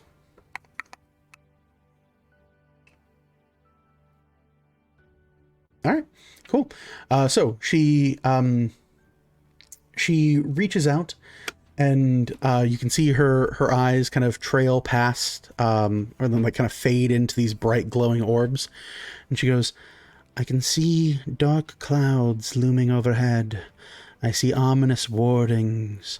Wildlife abandons all the areas surrounding, yet there is so much alive, or rather less than alive, that still circles the plummet. I do not see a tower. I do not see anything. I see a pit. The plummet itself, its rocky crags still empty, hollow from when the false one fell. Still their indentation upon the land, upon the world, is still bore for all to see, yet, strangely, where once is tourism, where once was a collection, are instead winged creatures of fun, no, not fun, of ferocious ill repute, not of this world, but not unlike our own. I can hear the wind howling. I can hear the world screaming, and the most curious of laughter echoes through the winds themselves and tears through all that I surveil. Yet it is curious, it is not that of joy, it is that instead of sadness, of self-hate, of worrying whispers on the wind." She shakes her head, and you see the rainbow illusion kind of fade from her view. She goes, "I apologize. You had mentioned a tower, but I don't see anything there. It is as if... not quite sure. It is as if there is something that has drawn many things there, but there is nothing that I can see or discern that is truly there. Perhaps you are misinformed." Interesting. Thank you. Thank you very much. You are ever so welcome for your very proper manners. Now then, if that is all that I can do to assist you, I do think it best be that I head off, deposit your generous donation, and see a man about a string of pearls. Thank you, priestess. Of course. And do seek me out if there is ever more treacherous things you need to avail yourself of. I am always happy to allow my services to be always at the beck and call of the highest bidder.